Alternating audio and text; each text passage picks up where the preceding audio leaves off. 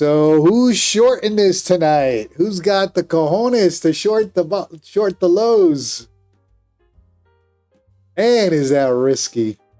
Shorting those lows. Does she want more to the downside?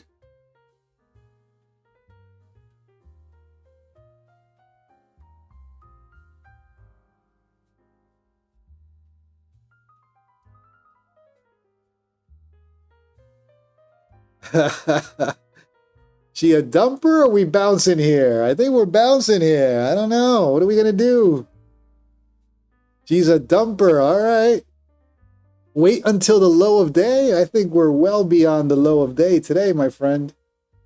Oh, you're saying wait till it gets up there to short it. I see what you're saying. Oh, man. What to do? How do you short the bottom, man?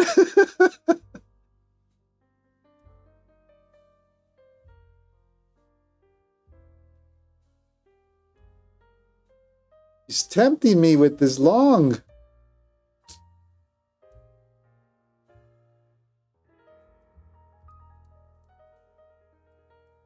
SF Future, Nicolas Gomez, Lost in Space, Team Massive, Robert Seen, Jesse James. Well, he's playing nasty today. Let's see what we got. Damn. I don't know if I can short this. But obviously she wants some more lows.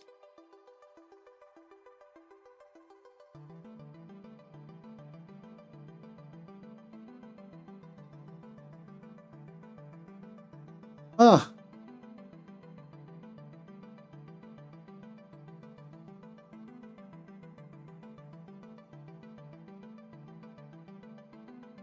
Yeah, Lost in Space. I'm glad that I ended my trading early this morning because there was an entry that I wanted to take. Had I taken that, knowing me without a stop, I probably would have given up all my profits. That was a 60-point drop at a pivot point that I learned my lesson after watching that today. She's been tempting all day with the long. She'll push up a couple points and then flush you 20. Maximum Strength, how we doing, JC? Good luck on the session. Appreciate you, brother. Thank you for tuning in. Thanks everybody for tuning in. All right, let's see what we got here. I might get interested at 370 for the long. Bottom of that channel, the 4-hour level. Need for 385. May call it NTP. Vinny Cruz in the building. Let's go. Man. Keeps pump. She keeps dumping.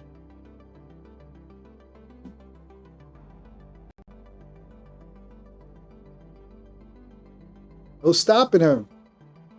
But I don't know if I could short the bottom, man. I mean, I've longed the top, but shorting the bottom, jeez. Well, let's see what we got. Let's be a little patient. I just turned the damn thing on.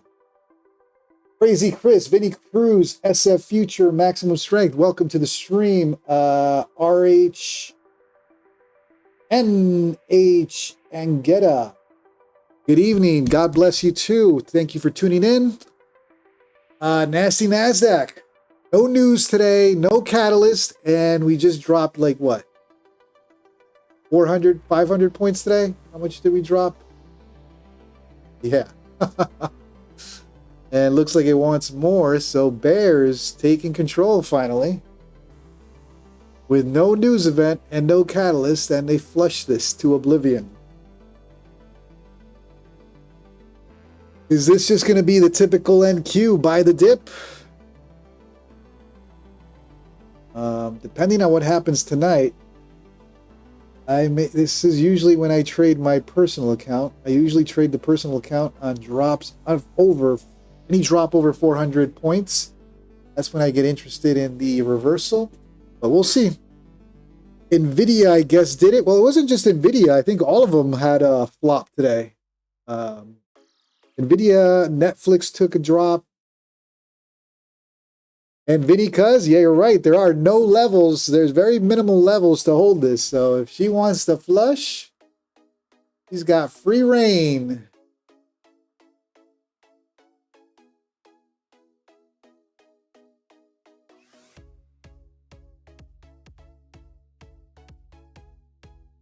All right. I'll watch 370. I don't even know if I want to take a trade on this, man. This is like a falling knife. This is a repeat of this morning. Don't long it. It's gonna hurt you. Robert Seen, the ES did not reach the low of day yet.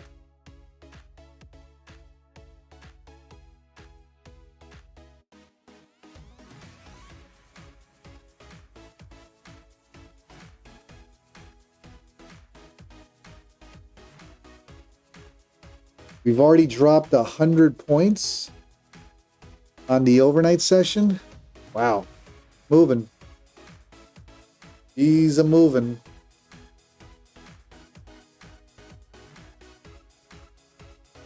Stell, if I see we are selling up tonight, who wants to buy? Man, you know me, I'm the contrarian trader. I want to buy, but maybe 370.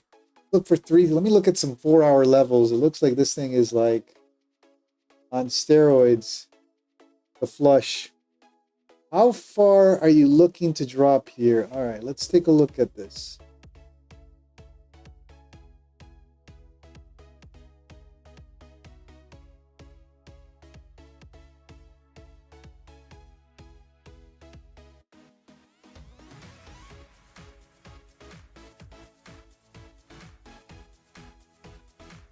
I mean, it's a guessing game in here as far as levels.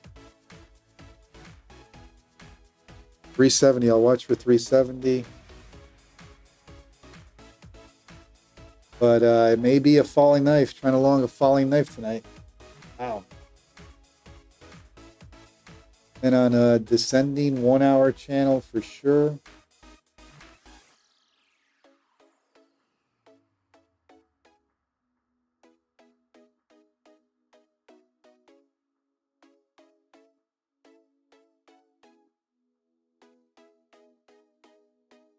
Stealth, I think any buys could be short-lived. Yeah, it's just hard to short the bottom, man.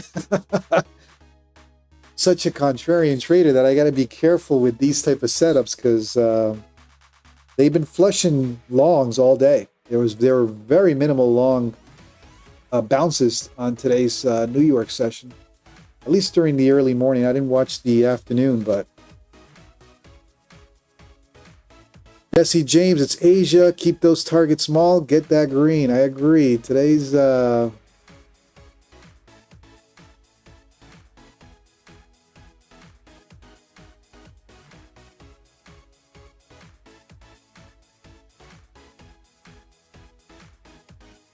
just that these longs, man, they don't not holding today. All day.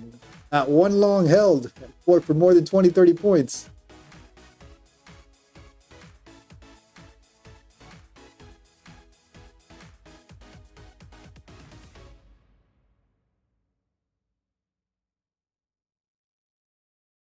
All right, let's let her flush then. I guess that's the name of the game right now. That's more.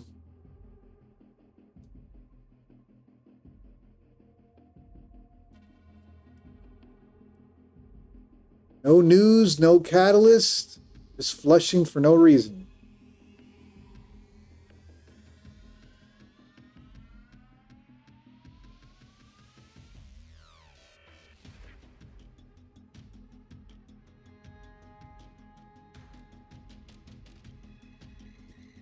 All right, let's see how far she wants to go. Maybe I'll get interested around 370. Or maybe it's, don't even bother trying to long this. The way it's been playing out all day.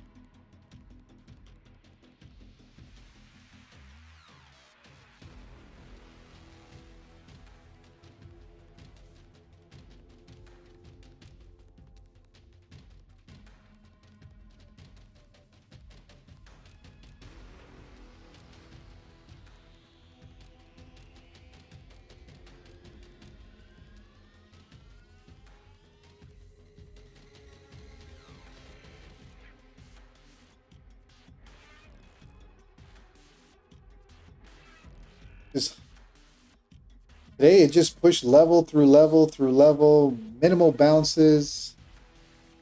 How low will she go? Bears are in full control on this. Wow. It's hard to short. I can't short the bottom, man. The contrarian in me just won't allow it. Then I'll hop on a long and blow it.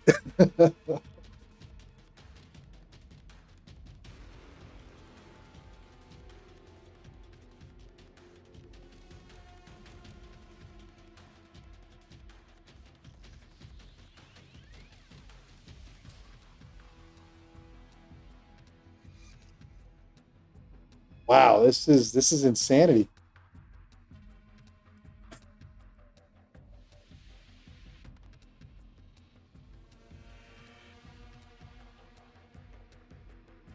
All right, well, clearly it's flushing. See how far she'll go.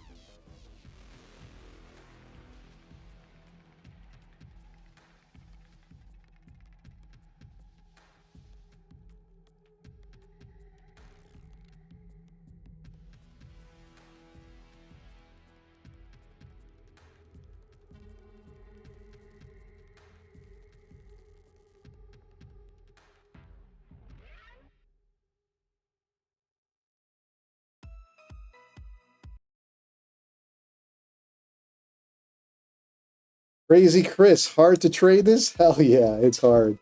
It's hard because if it's going to continue to drop, hard to short the bottom.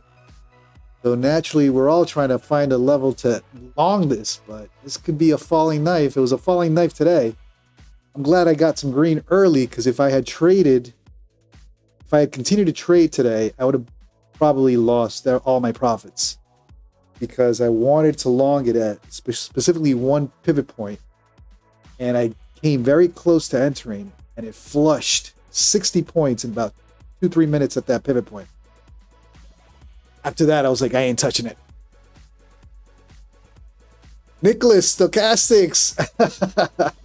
Stochastics can hover when the bears or even the bulls, when they have a move going. Stochastics can hang out at the bottom or at the top for hours. When the move is just that type of move, don't matter if it's overbought or oversold, they're just going to keep pushing.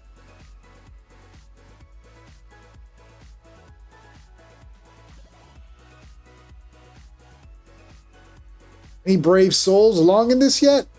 Ah, man, I'm so tempted to long this, not even funny.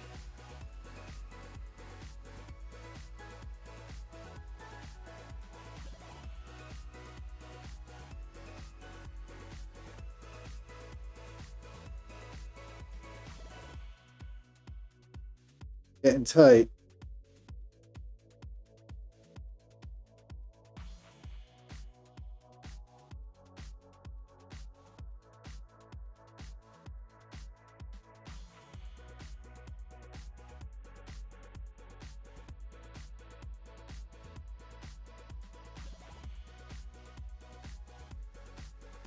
AVL, we are just below equilibrium of the daily swing high and low since Friday. Expect to see a move down further to or lower than 266 level. Ow. God damn.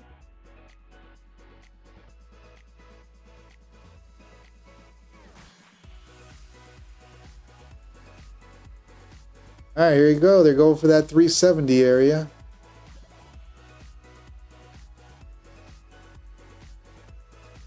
I don't even know if I want a long 370 at this point either.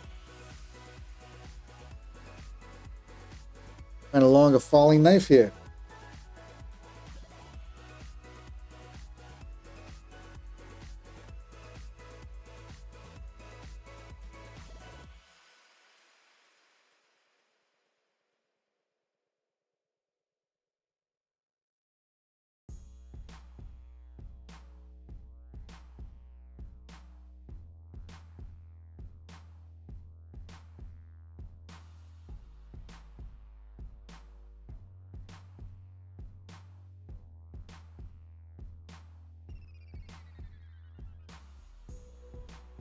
Juve, por siempre, to some point is going to reverse.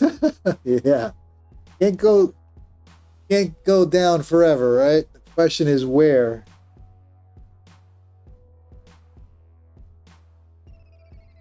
I'm looking at 370. I'll attempt something down there, but this has been flushing levels like it's nothing all day.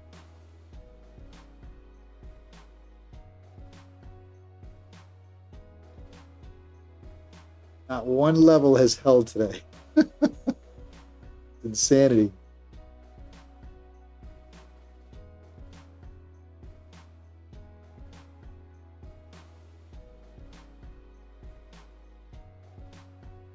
All right, there it goes. Just keeps going. Short the bottom. You'll make money.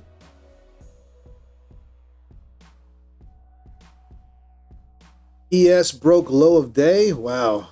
All right, so I guess there's more to this.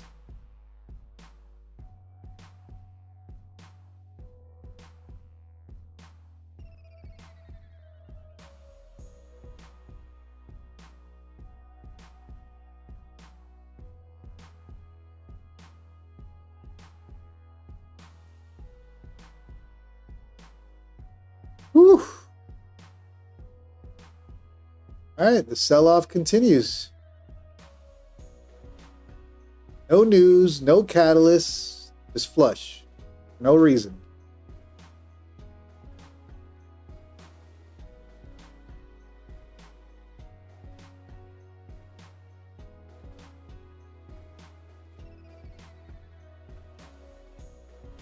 All right, let's try long. Let's be a brave soul. Let's be a brave soul.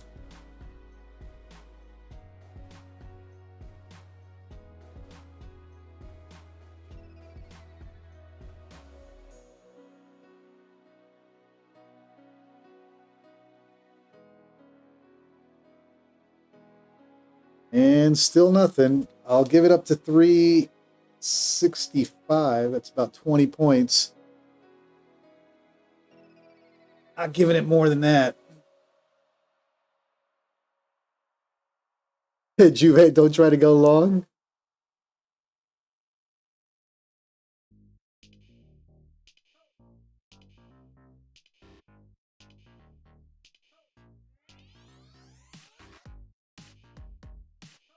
I'm front running that 370 level. If they flush down there, then bye-bye, I'll close it. You're going to get flushed. There's a good chance. Steph just made 200 pure gamble short. Looks like this is the game. Just short the damn thing. Short the bottom and you're fine. All right, let's see what happens at the bottom of this channel. See if there's any possible pump to this. Otherwise,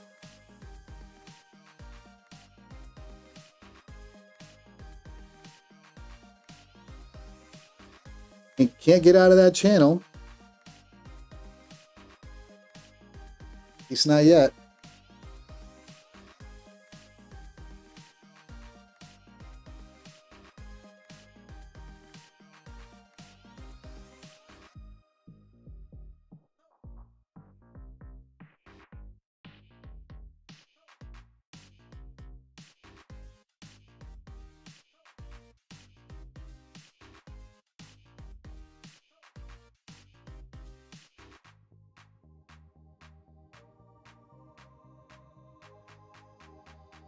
It's got to pop ASAP, otherwise it's going to go to 370. You don't get a bounce at 370.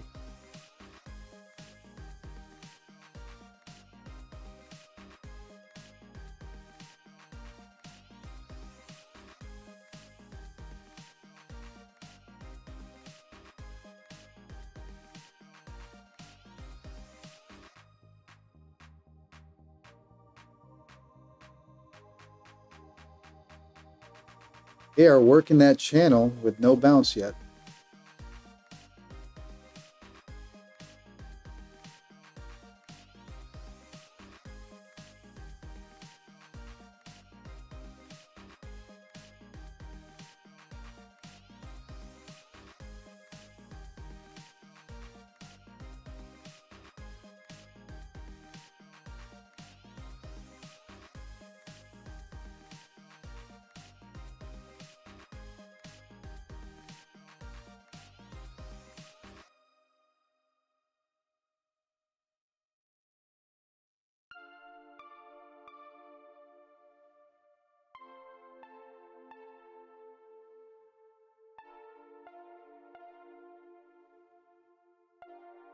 Well, the bears got that selling channel controlled.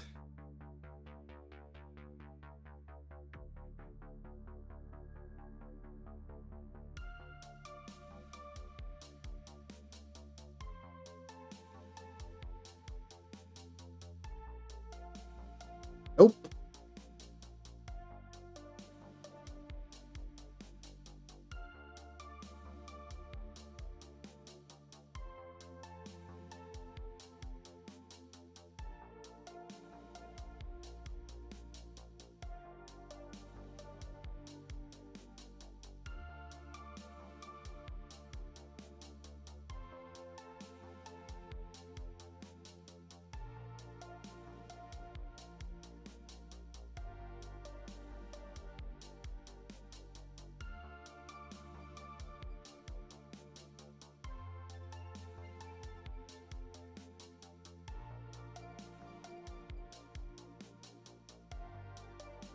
They're not allowing to bounce at all, keeping it in that channel.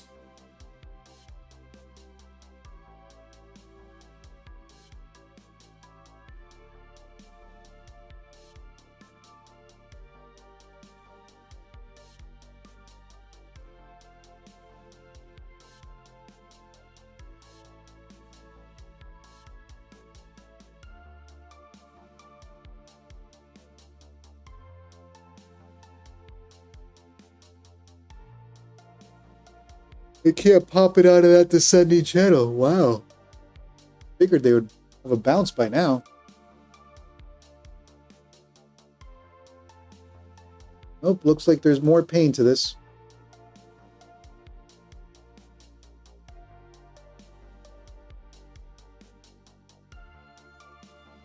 Beej, looks like NQ is going to 0. Yeah. That's what it's looking like.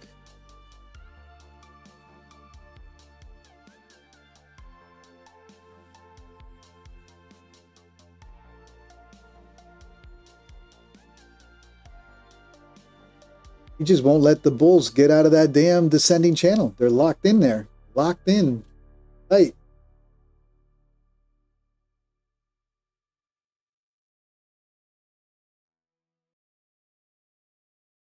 Oof.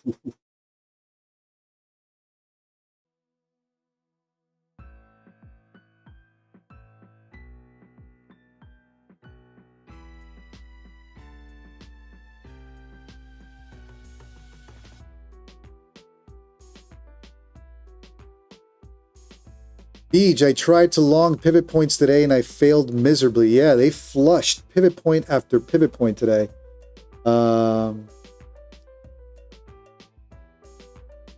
It was a brutal day for pivot points. Market makers, not only did they tease the pivot point, they faked out one pivot point specifically today and flushed it within 3 minutes, 60, 70 points. They knew what they were doing today. All right. Beej, the 520, I think that's the one. I was about to long a pivot point, and I kind of sensed it was a trap. I didn't think it was going to be a 60, 80 point trap. But that was brutal. All right, no bounce. I'm going to have to close this pretty soon.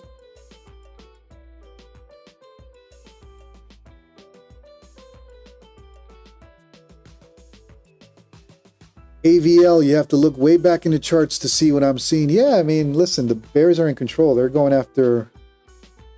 You have to dig levels from like weeks ago. It ain't this week's levels anymore. It ain't last week's levels. You got to dig through some levels from the past. Thumper, I'm short from 455 level.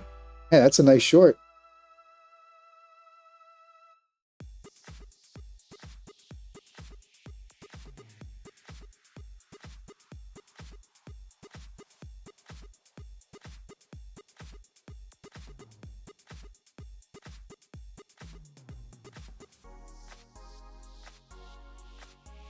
You just can't get out of that descending channel. All right, here we go. Can they pop out? Pop out.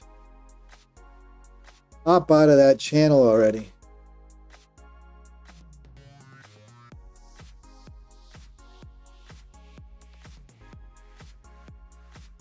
Nope. Not yet. Lily, bulls. There's no bulls. There haven't been any bulls today. It's just been short, short, short.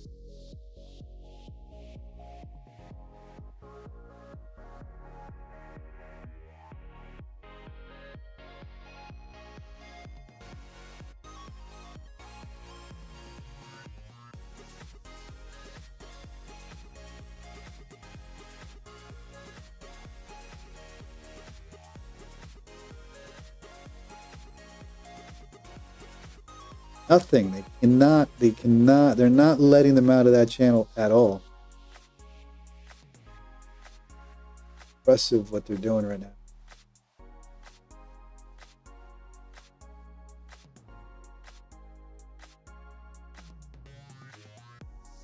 Come on, get out.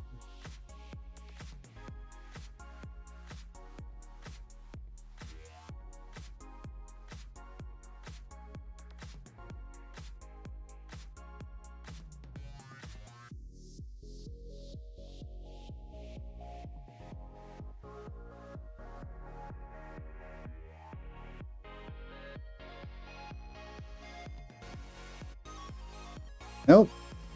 We're playing that channel. Oh, man.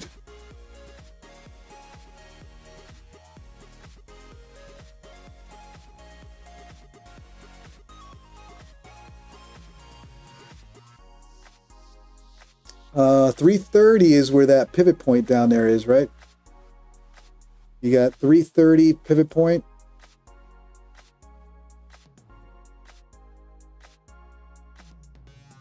Nicolas, I'm convinced if we all believe, yeah, but they got to get out of that freaking descending channel that they're in.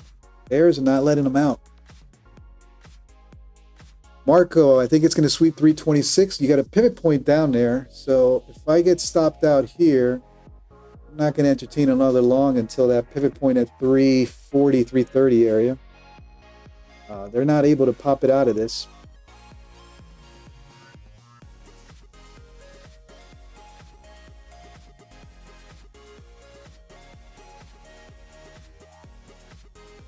Yep, 330 is the pivot point.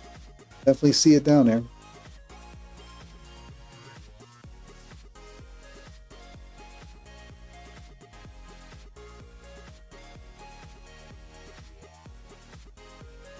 Nicolas. I love the positivity in Nicolas.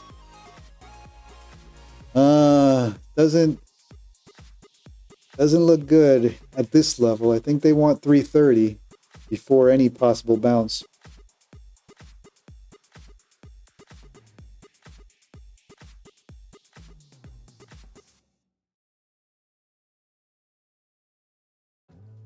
Christopher, good evening, brother.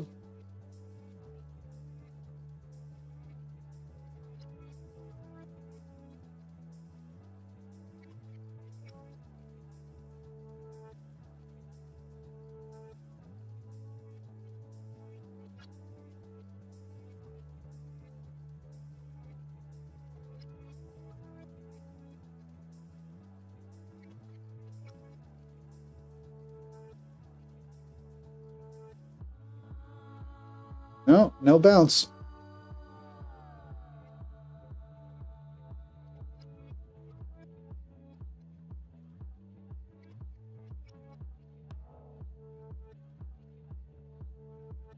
John Ball, do you buy at the bottom of the channel and sell at the top? Not necessarily. I was hoping for a pop, but I think we're going to go down to 330. I think they're trying to flush this channel at this point, but I'll let the trade stick for a little bit. See if we get a play to the upside.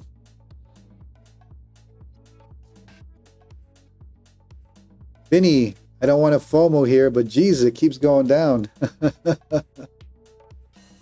Yeah, and the funny thing is they just can't Bulls are a no-show. They cannot have they haven't had a substantial bounce all day.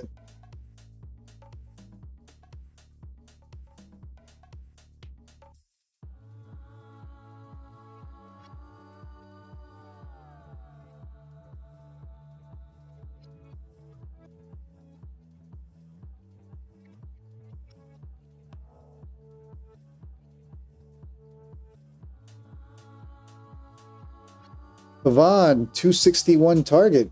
Wow. Wouldn't be surprised if we go down there tonight.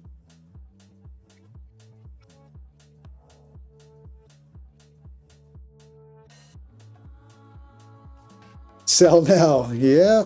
I'm going to give it a couple more minutes. If it can't bounce from, if it can't continue the bounce, then I'll take a little loss. Hitting that 20 SMA and unable to push above, at least for now.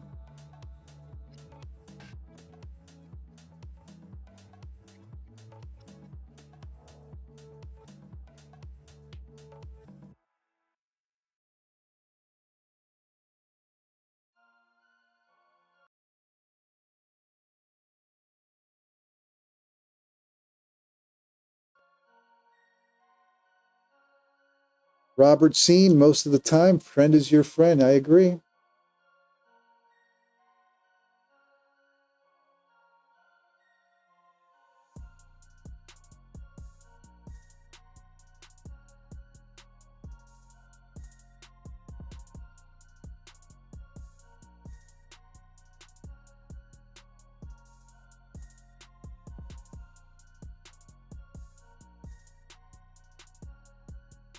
All right, not even a 20-point bounce. Can't even pull that off. All right, we're gonna have to close this.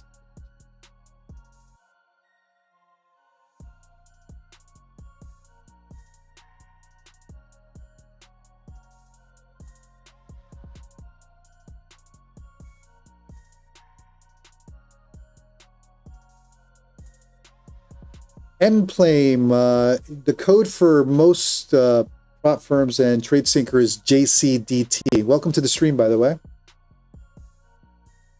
Appreciate you. Appreciate your comment, and I appreciate you tuning in.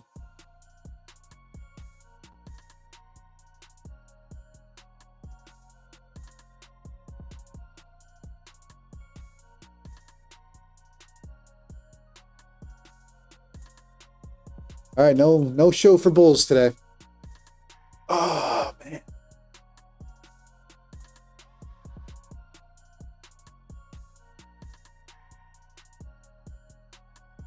I'm going to set a stop on this. Not interested if they can't bounce. So going to have a little tight stop right there. If they flush it, they flush it, but I'm not dragging it any longer. Does not look like a bounce yet. Nicolas just went in a short. Hey, friend is your friend. I think the shorts are hunting that pivot point at 330. Where's that pivot point? 340, 330 area.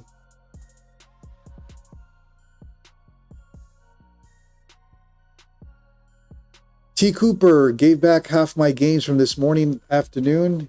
Yeah, it's been a tricky flush to trade.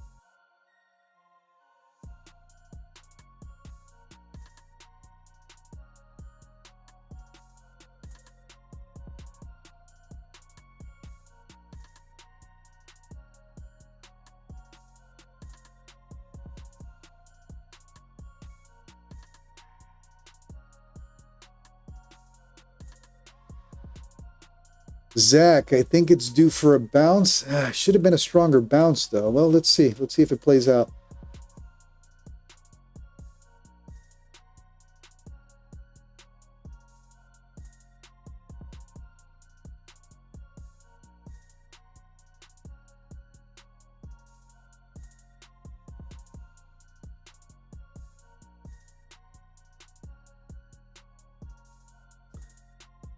Let's see what happens.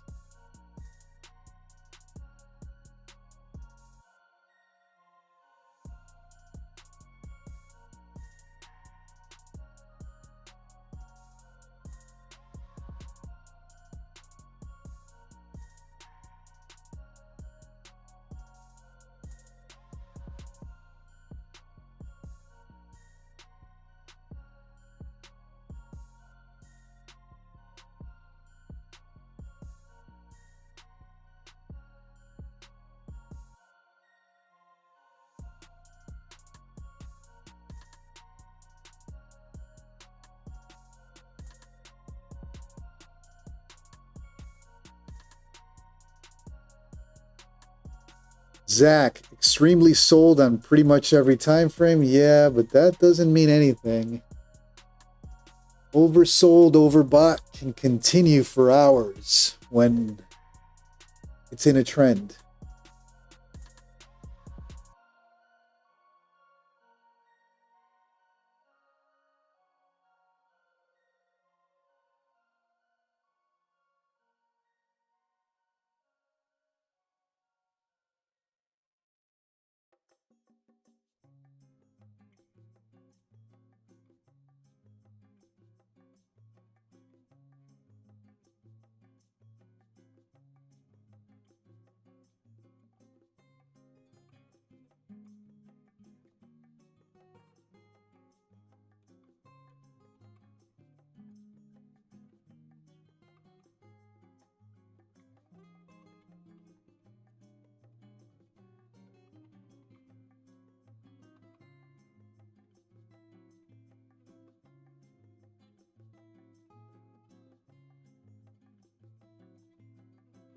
Hold on, guys. I'll be right back.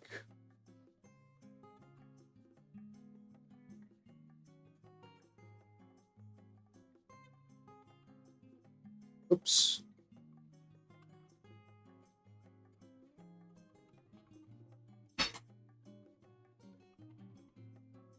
I'll be right back. Give me 1 second. We're bringing in Jesse tonight.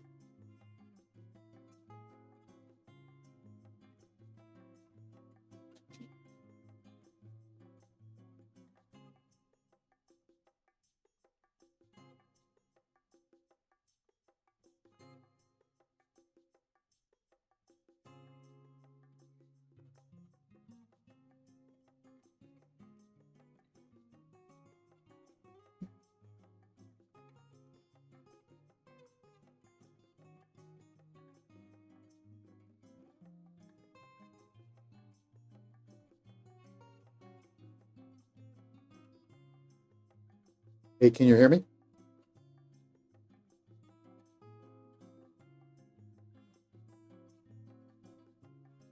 Jesse, can you hear me?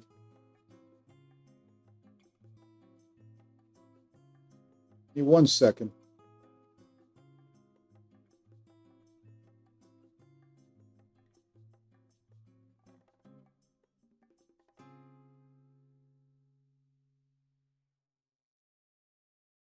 Can you hear me? For some reason I can't hear you. Can you hear me now?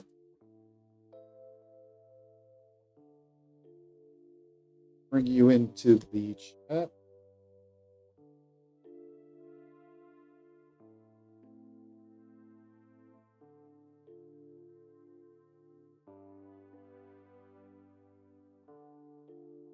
Second.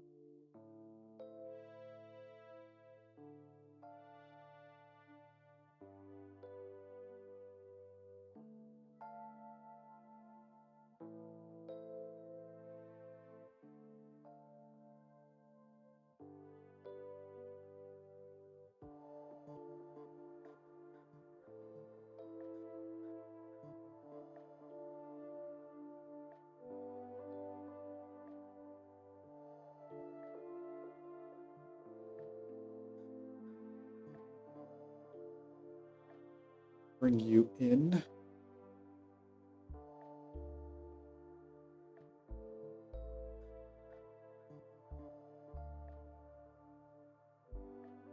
Oh, I wasn't even watching it. All right, let's see if we can get up to 400.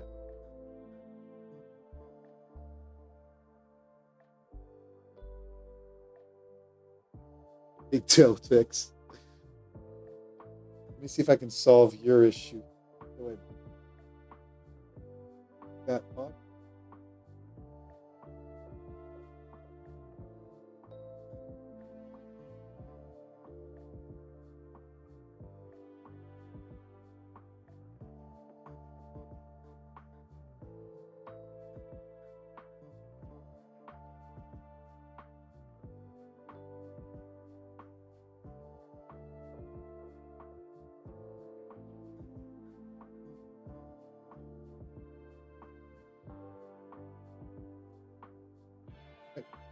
Say something. it up here.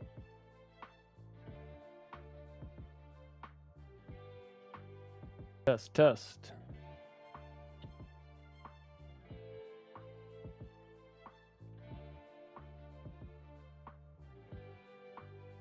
I think you guys got me now. Do that? I believe so. Oh, yeah. I hear myself on the stream. Let's go.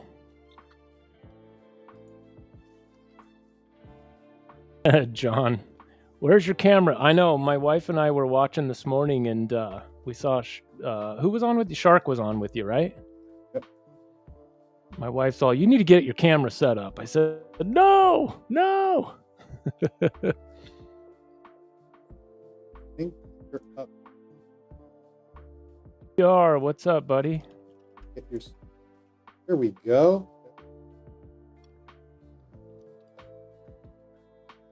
All right. Got to figure out.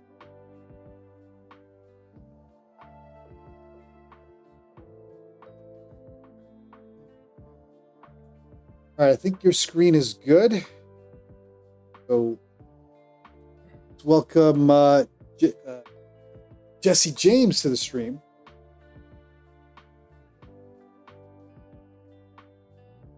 Hanging off the right-hand side a bit. I don't think it matters. Who cares? Close enough. Hold on. Or it just needs to move to the left because there's a gap on the left. What's up, John? Lauren, Drewski, good to see ya. Drewski back at it. Got the 5 points. All right. 300. All right, I think you're good now. Hey, how's the video quality on my screens there, guys? Is it fuzzy to you, or is that just my YouTube on my end? You're good.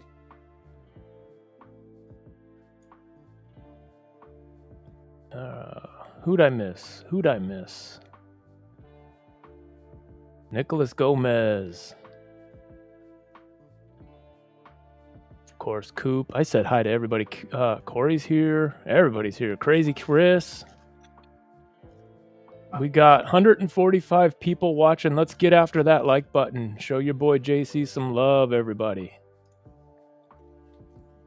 All right, let me see if...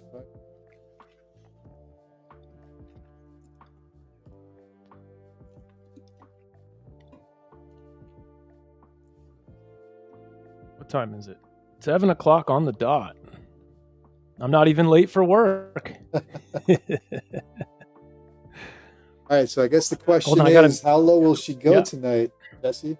How low? I'm about to get the 4-hour chart out and look back weeks and just see what kind of levels we've got here. I'm gonna look at that. Have you guys looked at that yet tonight? I was driving home for most of the time you've been on. So well, you got a pivot point at 330, 340. It seems like it's not going to bounce until it's there. It tried to bounce here, but I don't think. I don't know if I can trust pivot point after today, though. Oh, today, every single pivot point failed. I need to look at, I would like to look at 1 hour and 4 hour over the last like 10 days and just see if there's anything. I'm going to look at that. Give me 1 sec. I got to mute and turn my fan on. Hold on.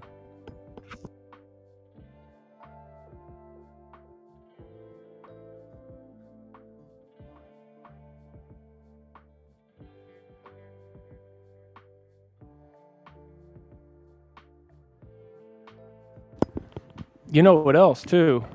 Anybody out there in the chat have Bookmap? If anybody's got Bookmap, could you call out some levels below us where you see some bright red? Share some resting liquidity with your family here. We can maybe put some horizontal lines on a chart. Okay.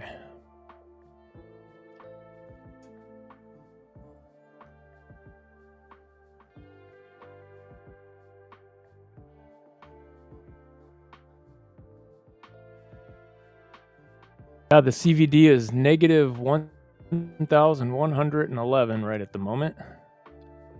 I do have that calculating, John, up in the top right-hand corner of my right-hand chart.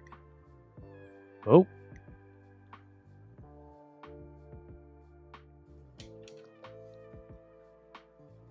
Smart Money Sprouts.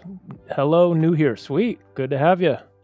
I'm Jesse James, the handsome fellow on the stream. His name's JC.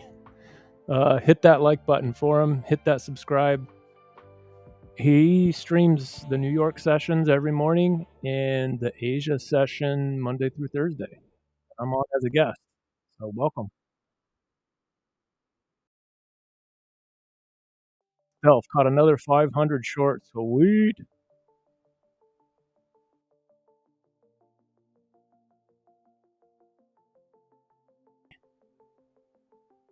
Is the chat hearing me? I guess that's the question. Hey, Jesse, you still there? Yep. Okay. Yeah, I'm here. The stream can hear me. I'm not sure if you are hearing me.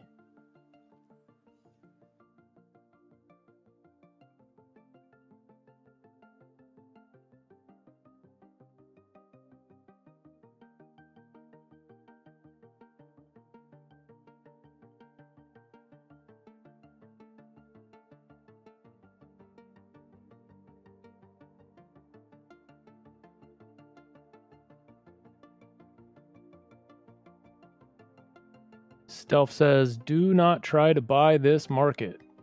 Well, we're going to find some areas of interest here. I didn't see any call outs on Bookmap levels yet. If anybody's got Bookmap running, how about some levels below us, some resting liquidity levels? Do we see anything big? And in the meantime, I'm going to change this chart to I'm going to change one of my charts from a 15-minute to a, let's go 4-hour. Let's make this big and go back several days. Let's see. Well, more than several days. Let's go back, I don't know, 15 days. Okay, so we blew through that level.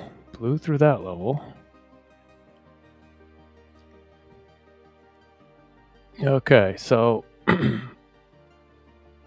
yeah, we might get to, what would this be? 327, which I guess is S1-ish.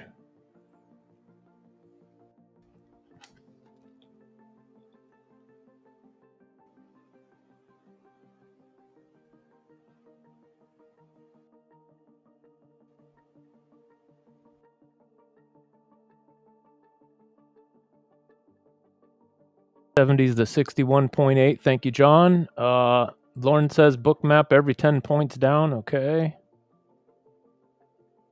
Is the screen frozen? It's moving for me, I think. Yeah, it's moving. I'm seeing it move.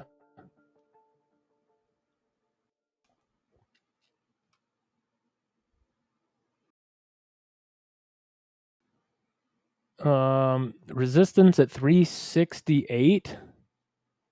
Little bit. As far as the next significant level that I can see, that's going to be S1, which lines up to the low from back on August 8th. Is that the 8th? Yeah, the low on August 8th. It's going to line up with S1.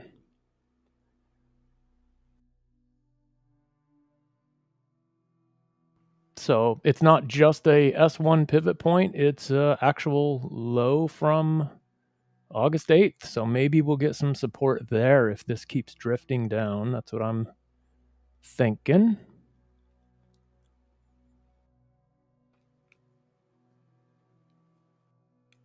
Danik, what this percent mean? Those percentages are the buying and selling pressure on 4 different Renko bar sizes. So kind of lets me know what's happening a bar size smaller than me, and then current bar size that you're looking at, and then 2 much larger bar sizes. So quote unquote higher time frames, if you will.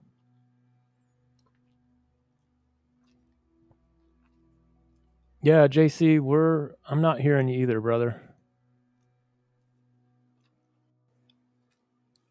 And Danik, if you've got NinjaTrader, you can. So everything you're seeing on my screen are indicators I wrote for myself. They're not publicly available, but everything on here is based on indicators that are available for free that are built right into NinjaTrader. So if you just add, if anybody wants to see the buy-sell pressure in real time, you can just add the buy-sell pressure indicator. It's right in the NinjaTrader indicators, and that will give you that same information. I've just taken the code from that and made it show it to me on 4 different bar sizes. That's all that is. But that's the aggressive sellers or aggressive buyers minus aggressive sellers divided by the total to give the percentage. So sellers are on the top of the price line, buyers are at the bottom of the below the price line. And that's how I use that. You have it on Super Dom? Okay. And then the number that's green currently in the middle, 22%, 20%. Okay, now it's 18%. That is the delta percentage since the last time a true or false was reached on the buyers or the sellers being in absolute control. So you can see that kind of true false statement in the bottom left corner of the screen. Where's my mouse? So right down here, so the bears, BRS, is the status is true, which means they're in absolute control. And then that number in the middle started when that happened. So as long as that number is increasing, then the bears are in control. That starts decreasing, the buyers are slowly starting to take over. That's the way I look at it.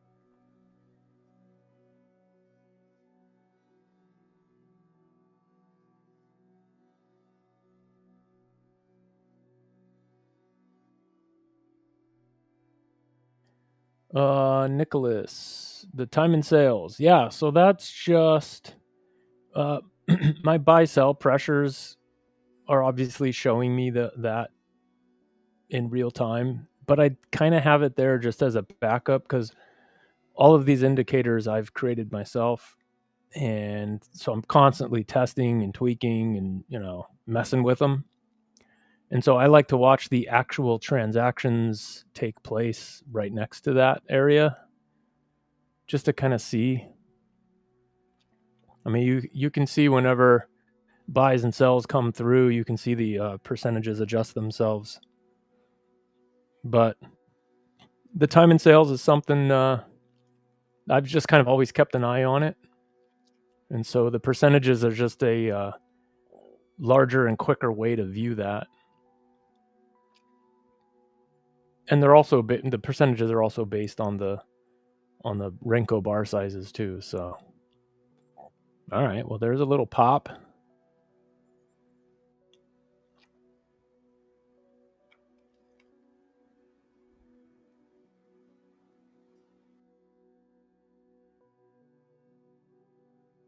Anik, I like what I see. Come back tomorrow. Thank you and good luck. Yeah, you too. Thanks, brother.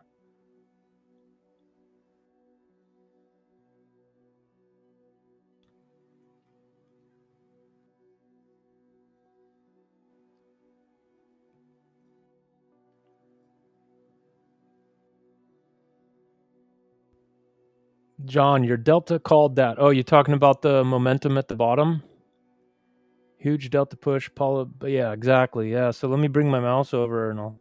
So we had this big old delta momentum push down, and then less, right? So less volume and less momentum on this further push. Even that little push down we got was less than the previous one.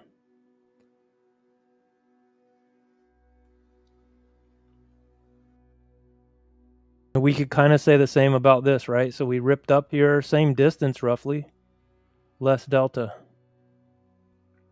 So let's see what we get here. Where's my mouse? Thanks for pointing that out, John. Even I don't watch that as often as I should.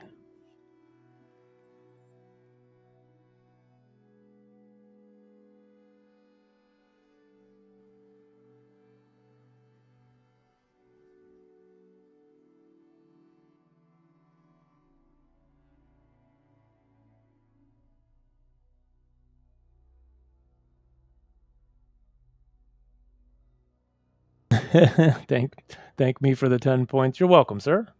I'll take the credit. Send me, Venmo me half.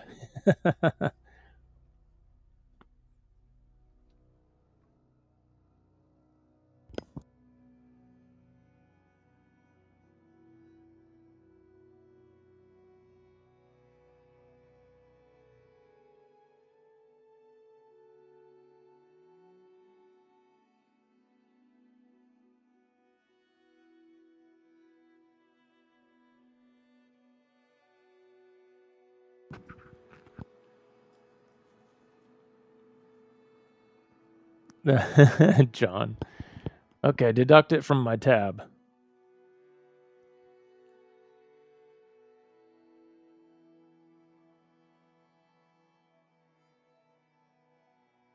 Yeah, the Sim 101 payout still not cleared the bank. Tell me about it. I wish.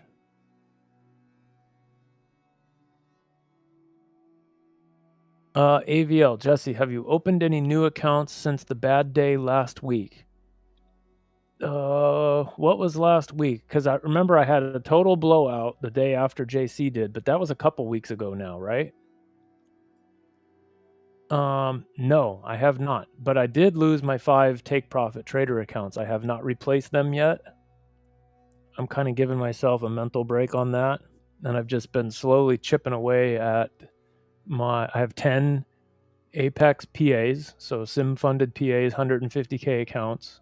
Just trying to chip away at those slowly. And I've got 5 Tradeify accounts. So I do plan on getting the TPTs back, but I haven't done it yet. And I can't remember what day I blew those up, but I got stupid, did stupid things.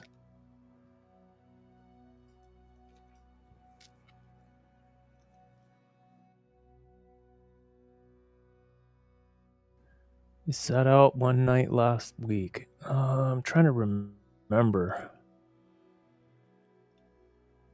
I don't remember. I probably should have some kind of trade journaling system set up where I can export every day and keep an eye on that stuff. But I don't. But that was probably the day I lost those accounts, AVL. That's what I'm guessing. But I haven't replaced them yet. I'm hoping to do so before this sell changes. What is it? TPT is still 40% off, right? With activation reimbursed when you pass, if and when you pass, or something like that. I can't remember, but yeah, Actually, I'll probably just renew them because not renew them, reset them because that's a little bit cheaper. They're evals, those 5 accounts, not pro accounts.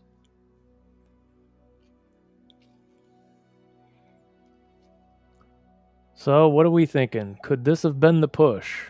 I don't like this negative. Well, it's growing. It's going positive now. Talk about the little yellow number there next to the price line.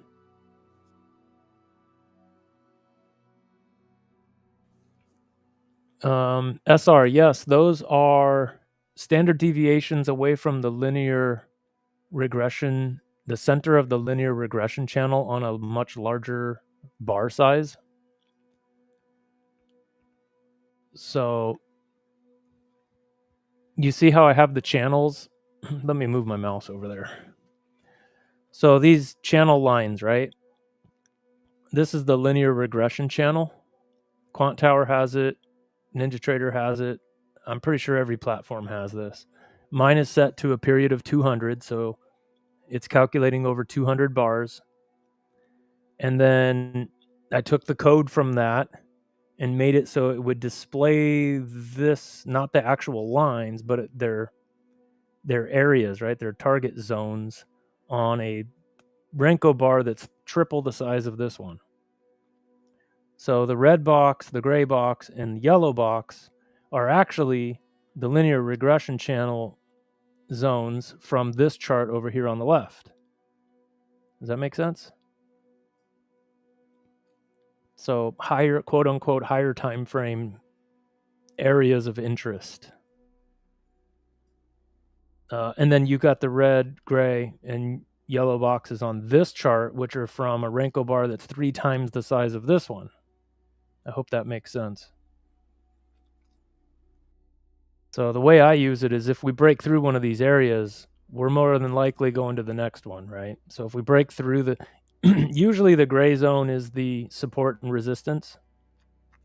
But if we break through there, we're going down to the yellow, we're going up to the red. And these dynamically change colors based on whether or not the channels are pointed up or down on that bigger bar size, quote unquote, that higher time frame, if you will.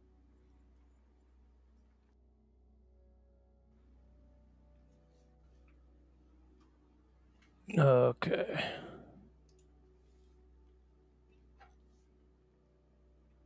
Yeah, well, to be more specific, I guess I didn't really explain it. So this gray box, the gray line in the middle of the gray box is the center of the linear regression channel over here on the big bars. Okay. This yellow line, the top yellow line, is 2 standard deviations away from that.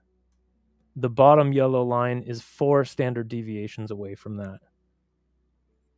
Okay, and then the same goes for up above it, this box here. 2 standard deviations away from the center line and 4. So if you're going to get reversals, they usually happen in these boxes.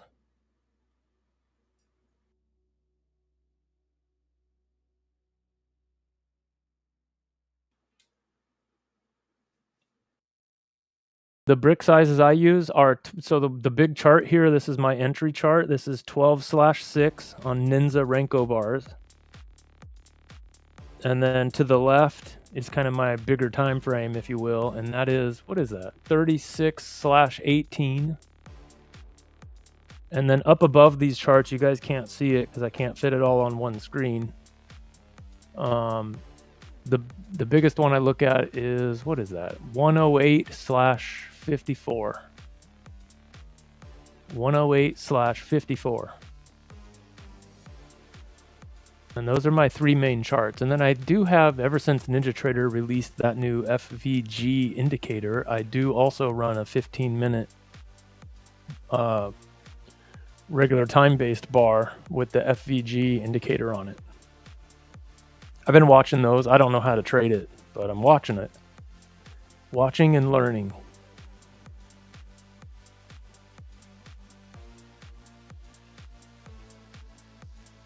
I hope that answered that question there for you, David. Are you guys hearing JC? Because I'm not, and I hope I'm not talking over the guy.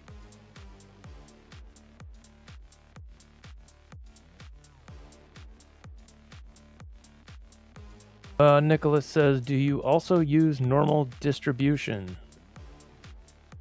George, what's up? Jerry, what's up? David, no, I don't use the 6.3. No.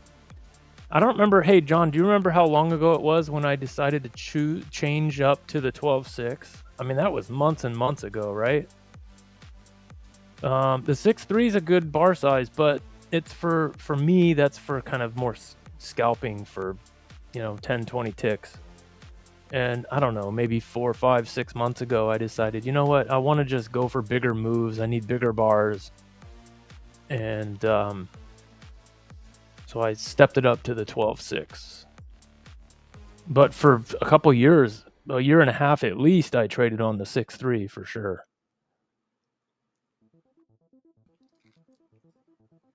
Oh, JC's making ribs again. All right.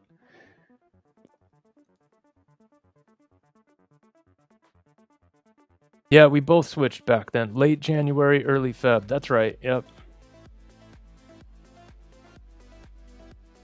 No, I don't need the exact date. I believe you. I feel like I missed a question here. Oh, Jerry says... Oh, Nicholas, I skipped over Nicholas. Do you also use normal distribution? I don't. I mean, I've heard that, but I don't use... I assume you're talking about consolidation and then distribution legs and things like that. I have not learned enough about how to look for that kind of stuff. I basically just watched the Renko bar price action. I watched the volume delta, which is that histogram at the bottom there. I look for things like who's in control and when does it shift, using those percentages. And I'm starting to work some moving averages into... I've actually got the skeleton of my new indicator written, and I've got it. It's not on that chart you guys are looking at, but right in front of my face, I have my beta version of my higher time frame moving averages. So what I've done is I've written an indicator that will show me on my Renko bars chart. It shows me the moving averages from the 1, 5, and 15 minute bars or candles. And I'm toying with that. I need to, maybe at some point tonight, you guys can give me some feedback. But what I need to figure out is, out of all the 1, 5, 15 minute, and then you got EMAs, SMAs, 9, 20, 21, 13, people are all over the place with moving averages, right? What I'd like to try to figure out is what are the top 1 or 2 that are mostly respected. So I can kind of narrow this down, because as you can imagine right now, I've got lines all over my chart. I have like 6 moving averages. Trying to keep an eye on all of them. And then once I've got it narrowed down to, what's kind of the most respected or most played, I'm going to change it into some ribbons, some pretty ribbons on my chart. So we'll see.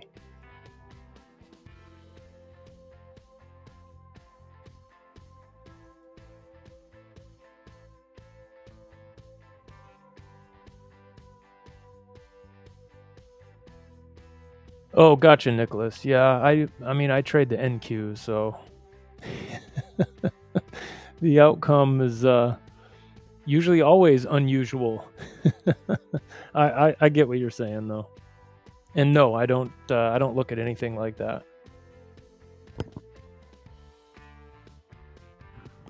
Jerry likes the EMA 8 and 21 on a 1 minute. 21. All right, can you guys hear me now? I think Jesse, I went to cook and I thought Jesse was on, but it looks like he's also doing something right now. You guys hear me now? I'm here. All right, sorry about that, guys. Hit that live button so it brings you closer to real time. In the meantime, what's going on here? 285, and they push to 385. Can they push the 390 before they push this way back down? Bulls are struggling at this bounce. No significant bounce all day. Looks like they're going to flush it right back down here. So, you guys can hear Jesse. I can't hear Jesse talking. Hey, Jesse, are you there? Well, as long as you guys can hear him talking, that's fine. And I'll stay quiet. Yeah, we got to figure out our technical issues there. We need walkie-talkies or something. You guys remember that? Walkie-talkies?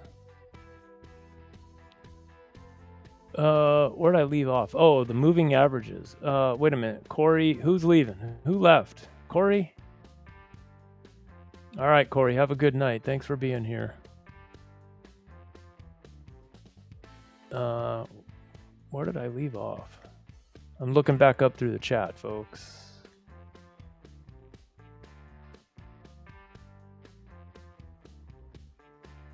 $21, $50, and $200.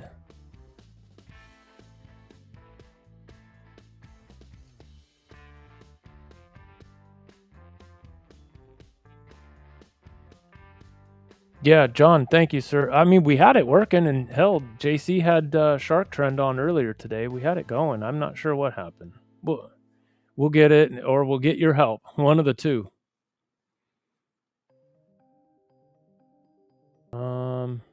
Thank you, sir. I appreciate it. I think I hear you again.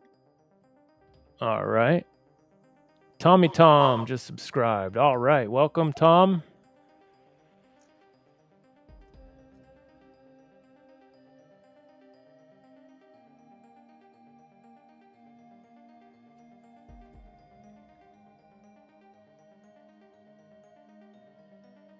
Nicholas, no, we don't use Zoom.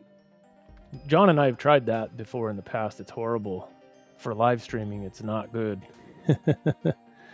Yeah. But the whole world couldn't live without Zoom back then, right? During the quarantine days.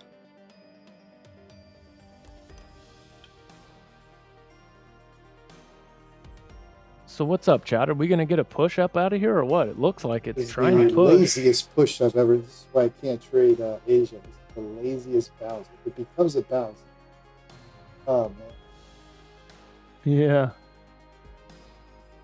Yeah. Jerry, the CVD. So that's an indicator I wrote for myself. That one's not available in NinjaTrader. It's custom.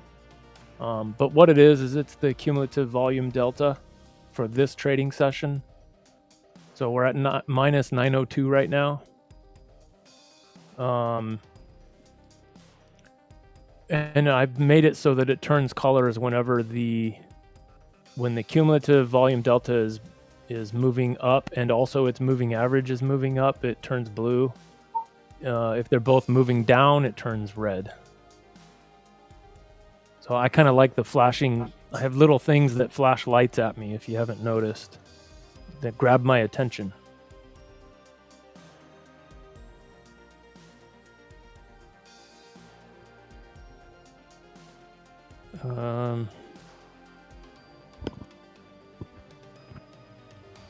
Oh, there's a little push. JC, did you ever kill that trade? Hell yeah, I killed that trade. Oh, you got now green it's on it, pumping. though. Now it's pumping. I got tired of it. This is the thing with Asia. It took 2 hours to get the trade.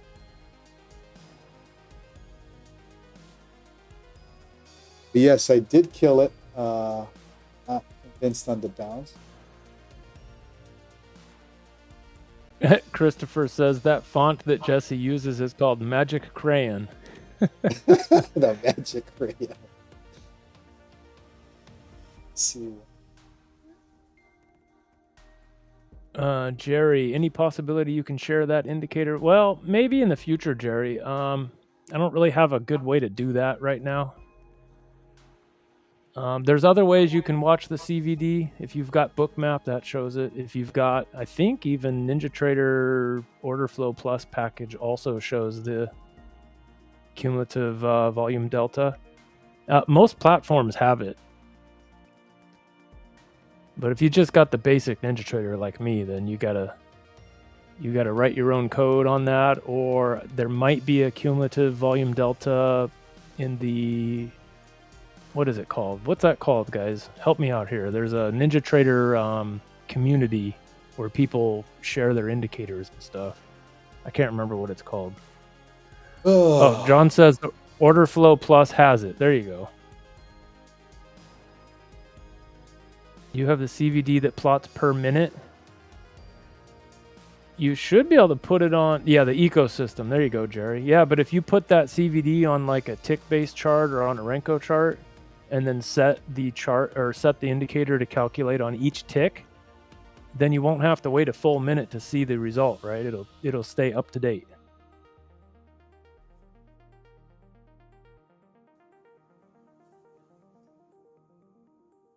Quant Tower has it too, says Cooper. Thanks, Coop. EC Drive. Hello, new here. Let's make that money. There you go. Thanks for being here. Hit that subscribe, hit like. Show your boy JC some love. EC Drive, Christopher Drewski, Jared. Okay, now I can finally stuck here. All right, so it looks like the bounce is playing out. I closed around break even. I'm tired of that whole back and forth. Looks like now it's playing out. Not convinced. You looking for any trades, Jesse? Yeah, like Nicholas just said, it's pushing up out of that yellow box. So what that means is we kind of made our way down to the bottom of the channels on the bigger bars. The problem for me is that when those you guys can see on there, the channels are pointed down, right? They're descending channels on both bar sizes, and you can't see it, but on the much bigger Renko bars I look at, the 108/54, the channel is pointed straight down on that chart too. So all three charts are telling me don't even look for longs. Don't stay away from it. Yep. Yeah. At this point, let me flip quickly to my. Oh, my camera's not. Same thing here. We're at the top of that channel. Not long in it. Expecting a bigger bounce on this and accepting that it ain't happening. It's not anytime soon. Moving on from longs. Yep. And in fact, we just moved up to, so we just got up into what I call my red zone, which is the top of the channels on the small bars there. And I got my short signal there too, which is that little red down arrow. And all that means is that the Renko bars switched trend when we were in an interesting zone, and the delta flipped from positive to negative. So, I mean, again, the channels are pointed down, so I'm not looking for longs. That doesn't mean it won't keep grinding up here. It's just that I'm not interested in the trade. That's what'll frustrate me is if it finally starts grinding up and giving us the move. I'll let it go. Took a little more drawdown than I wanted on that. John Wilcox, dual commentary. Love it. All right. Thanks, brother. Thank you. We got to get a way to, or maybe I need to switch back and forth between cameras so we don't bore you guys. We got to get Jesse on a camera. Who votes for Jesse turning on his camera soon?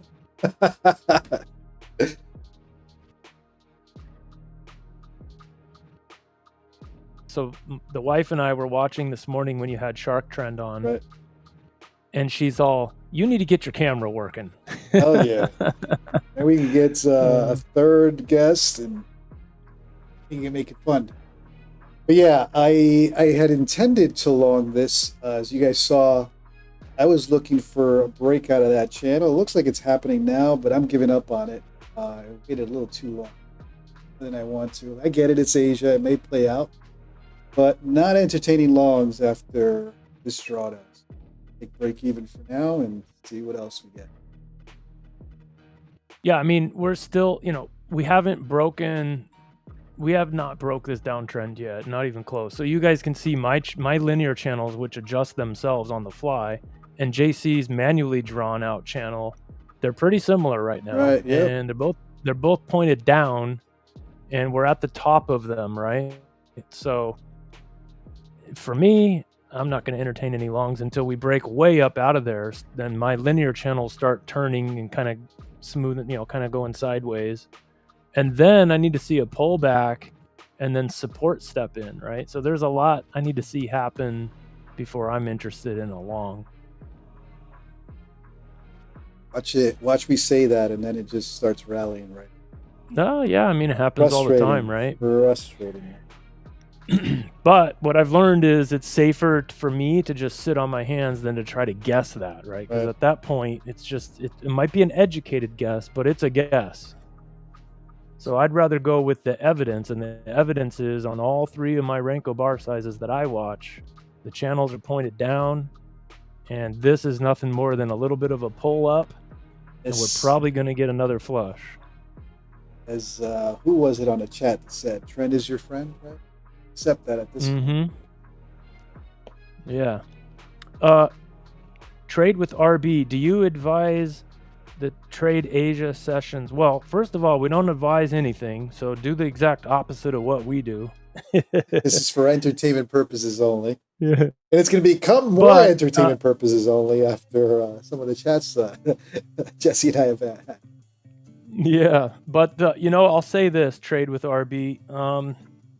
JC and I differ on this opinion. I think my brother over here does not like the Asia session, and I kind of do, because what it does is it allows me to slow the brain down a little bit. I beg to differ, enjoy Jesse. the company of others. I beg to differ. I think you flip-flop on that, buddy. And I'm not calling you out. I think we're just having fun with it. But I've heard you say, I'm not trading Asia anymore. The wife and I have decided that we're not going to do it. So I'm not buying it. Don't give me the flip-flop nonsense. I think you're right. You're calling me out, but you're 100% right. It was just not too long ago. I think I called, the true story, guys. I'm pretty sure I called JC on the phone crying, talking about I'm never trading Asia again. Well, I hate Asia. I love the stream. I love everybody during the Asia session, but man, do I hate trading Asia. Just don't have the patience for it. But I get it. Tough. I get it. It's a different ballgame.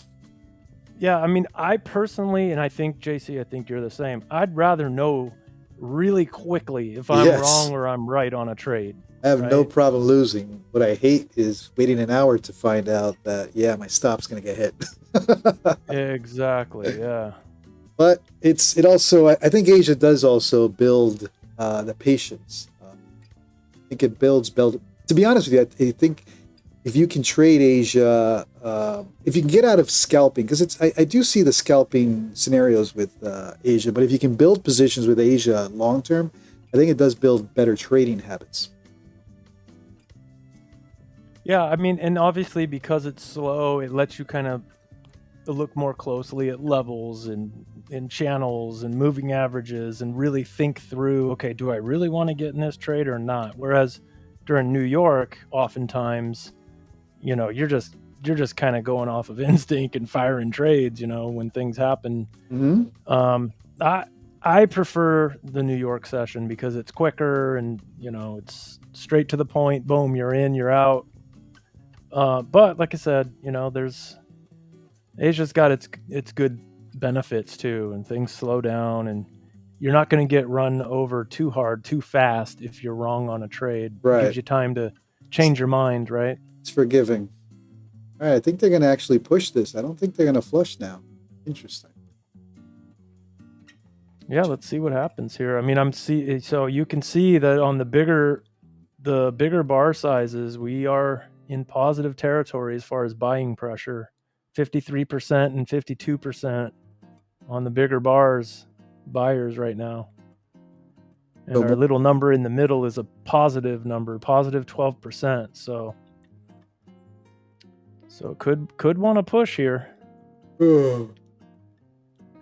Again, it kind of depends on something I don't have visibility of. Is I don't know whether or not Bookmap is showing a big fat resting liquidity order sitting right there 2 ticks above us, right? I don't know. That could be right there, and we could get a flush down. Right. So I don't have that. I probably need a tool like that.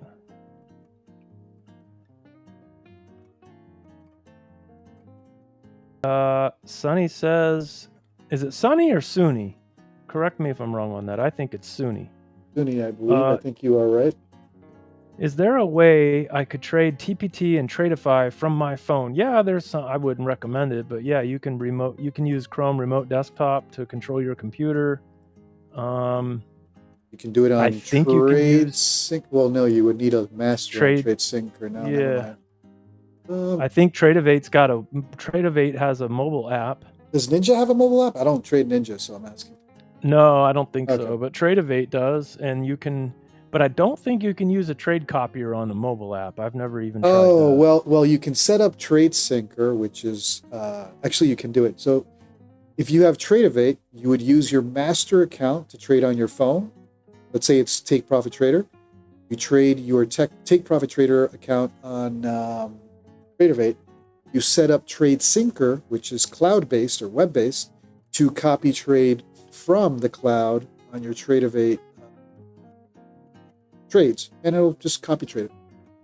You can monitor it on a different tab on Tradesyncer. There you go. Now, with all that said, I would never, ever do that myself. I have backup. Yeah. My computers, my routers, my network switches are all on battery backups, and I have fiber and coaxial cable in my house just in case, right? So I've got backups upon backups for my trading. There's no way I would trust a mobile phone to do anything with my accounts. That's just me personally. Yeah, I don't trade mobile. All hard wired connections for everything. Same here. John says NT does have a mobile app. Well, there you go. There you go. There's your answer right there. I don't trade, like I said, Ninja, so I wouldn't know. That's why I asked. But it looks like the answer is there. Ninja does have a mobile app. Yeah, that's right. You can trade it. Tradeivate and Ninja Trader are one and the same, he says. That's right. I forgot about that merger. Jeff Kowski, what's up, buddy?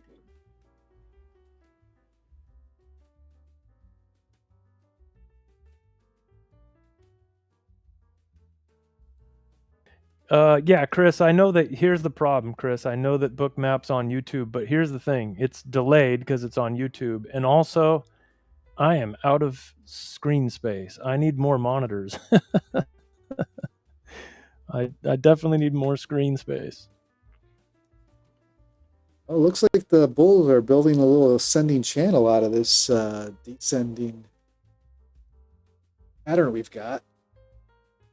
Look at John Wilcox. Backups are key. Had a wife and a living girlfriend. There you go. Oh boy. I think I saw some video on that on TikTok today. Pretty fun.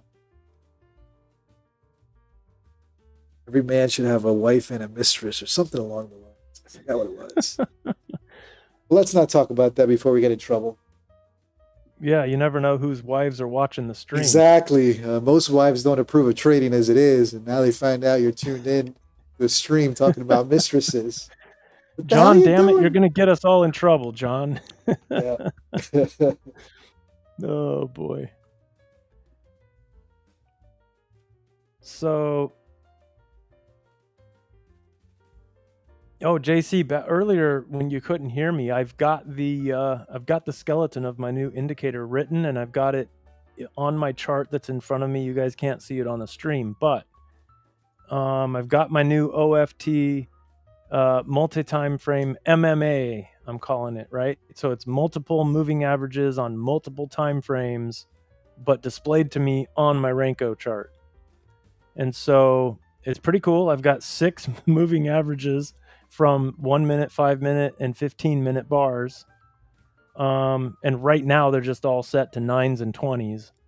So over the course of time, I'm going to fine tune that using input and things I'm learning from everybody, all the cool folks here in the chat, yourself, JC, and kind of diving right into the moving averages thing, which I've never used before. So adding another tool to the tool chest here. Nice. I just need to figure out which ones are kind of the most respected, most played, on what time frames, and then kind of go from there. Davon, does anybody know if the no more evals phase on Apex ever goes away if you blow your account? No more evals. Well, they tell you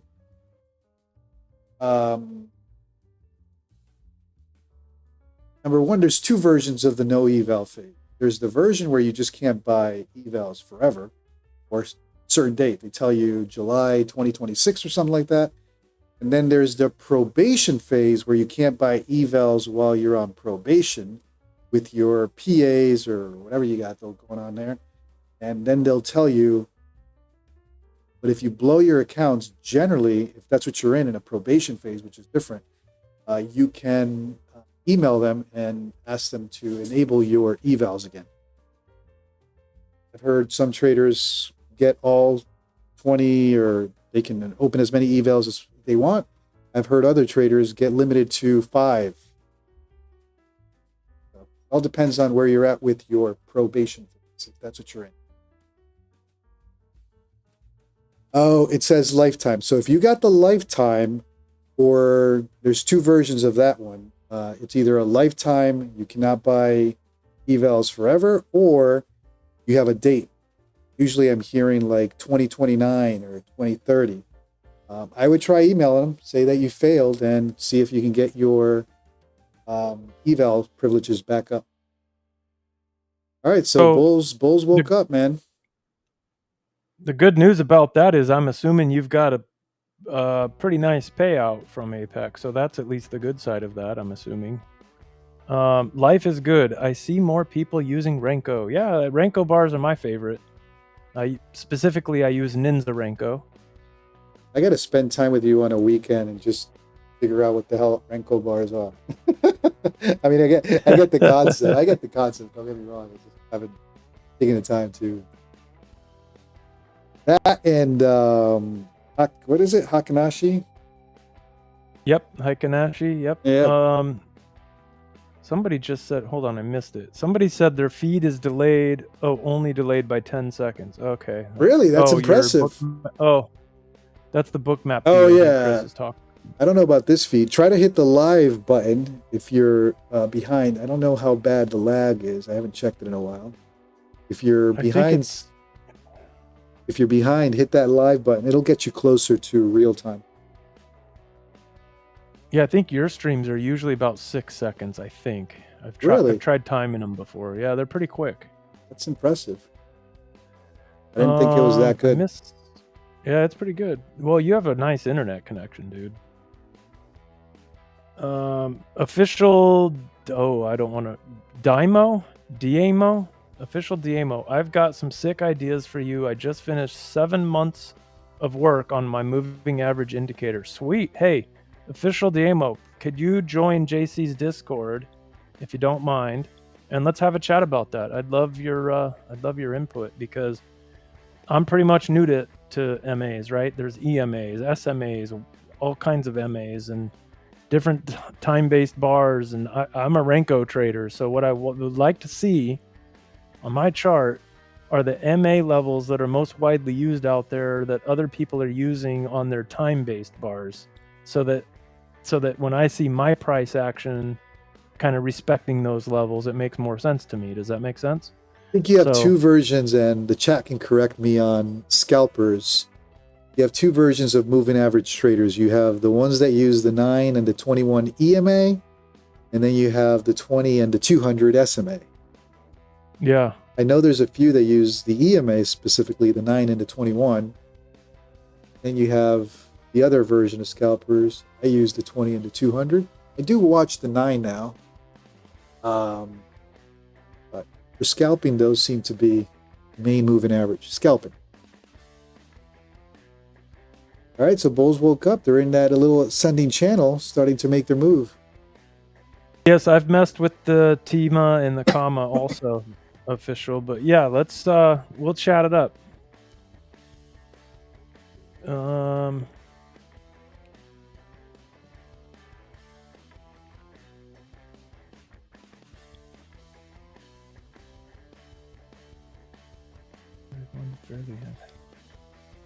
Chris says, get ready for some movement. All right, let's see. All right, well, let's bring it on. Bring it on.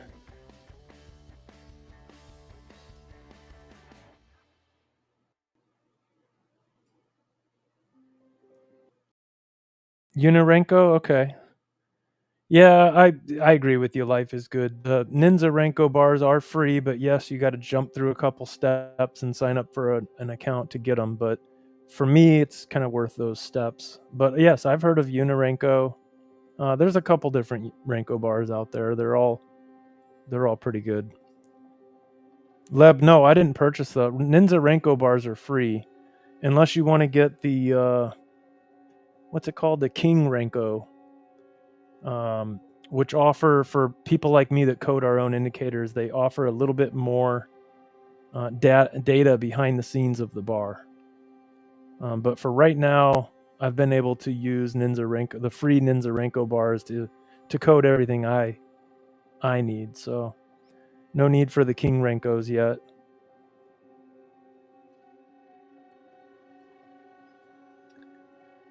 Cat's gonna short 398. Let me look at my charts here. 400 is the 200 SMA for me. 398, 400. Sounds like a resistance area. Although the bulls are pushing, they're grinding it, but they're pushing. In my opinion, again, this is just my opinion, Cat, but if we push to 398, my feeling is we're going to push all the way to 409. So I personally wouldn't be looking for a short until we get up to 409-ish. It's VWAP at 4. What is VWAP? VWAP at yeah, 415. and then if you get the fair FVG, is that what you're looking for? That fair value gap up there? No, I was looking at the middle of the. Let me move my mouse over to this other chart over here. I'm looking at the middle of my gray. This is the middle of the linear regression channel on the bigger bars. Yep. So the middle of this guy is what I was talking about. But then JC pointed out, well, if we're going to push to there, at that point, wouldn't VWAP act as a magnet? Might even get up there, right? So VWAP is this white dashed line on my charts. So yeah, I don't know. I don't know what to tell you on that one. What I can say is bulls are pushing. They're playing that channel. They're in an ascending channel. They just got out of that big descending channel that's been playing out all day. So they're making a move. Yeah. We'll see what happens at 410. Sunni, the thing with indicators is, yeah, I've been there too. I've bought all kinds of stuff. I've used pretty much everything out there. The thing is you just kind of stick to the basics and then just only that, right? If you keep jumping around to different things, that's what gets most people in trouble. All right, guys. Well, if you're new to the stream or enjoying the content, help us out with the YouTube algo. Smash that like, smash that subscribe button.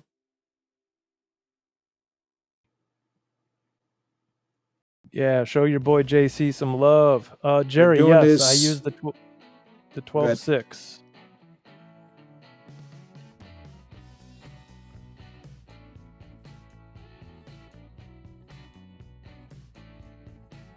Lebsoeb, welcome to the stream. Jerry, welcome to the stream. Life is good. Opportunity awaits. I think we said off official DM. Oh, we've said hello already, right?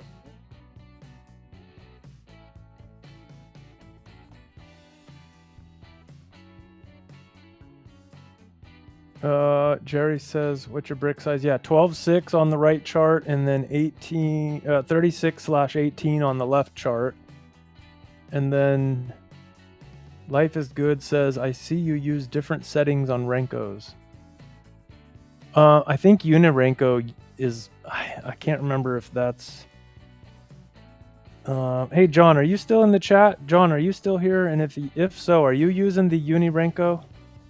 I think you said it. The settings are a little bit different on Unirenko versus Ninja-Renko, I believe. But if John chimes in the chat, he may be able to help figure out what the equivalent of a 12.6 would be on a Unirenko. I'm not sure.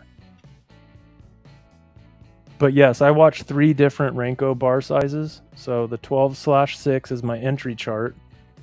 And then the 36/18 is kind of my mid quote unquote time frame chart. And then I have one up above these that you guys can't see. That's a 108/54. And that's like my big time frame. So to put it in perspective, this would be kind of like my version of the 1 minute, the 5 minute, and the 15 minute, for example. for people that trade time-based candles. I'm watching 3 different bar sizes, which is essentially the same as watching 3 different time frame bars.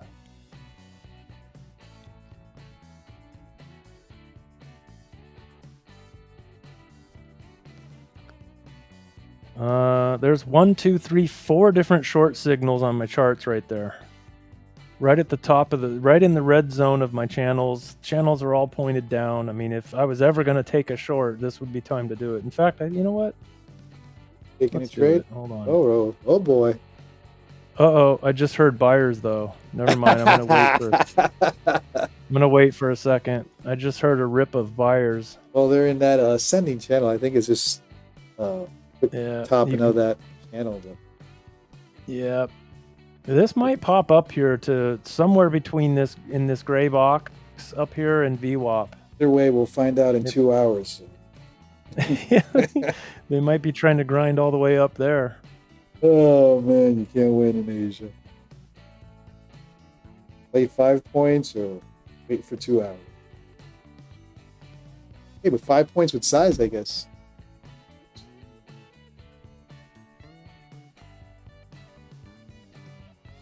Chris Peters, the 5-minute channel is rejecting. I think they're continuing to top it.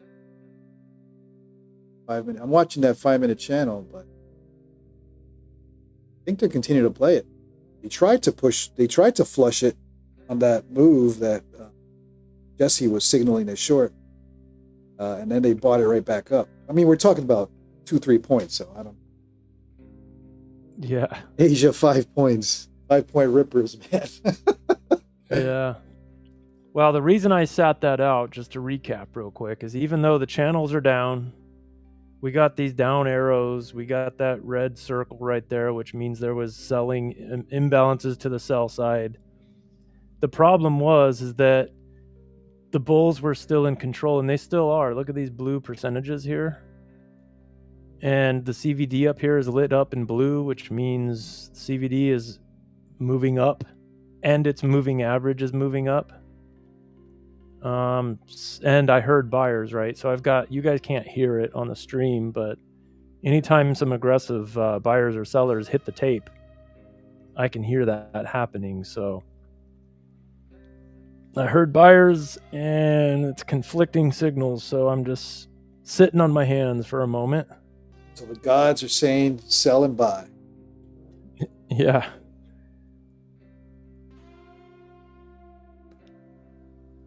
Jerry says, I might go long if it breaks 395 to 400. So for me, Jerry, I tend to agree with you, but I would need to see it go, grind up past that and then come back and test it again.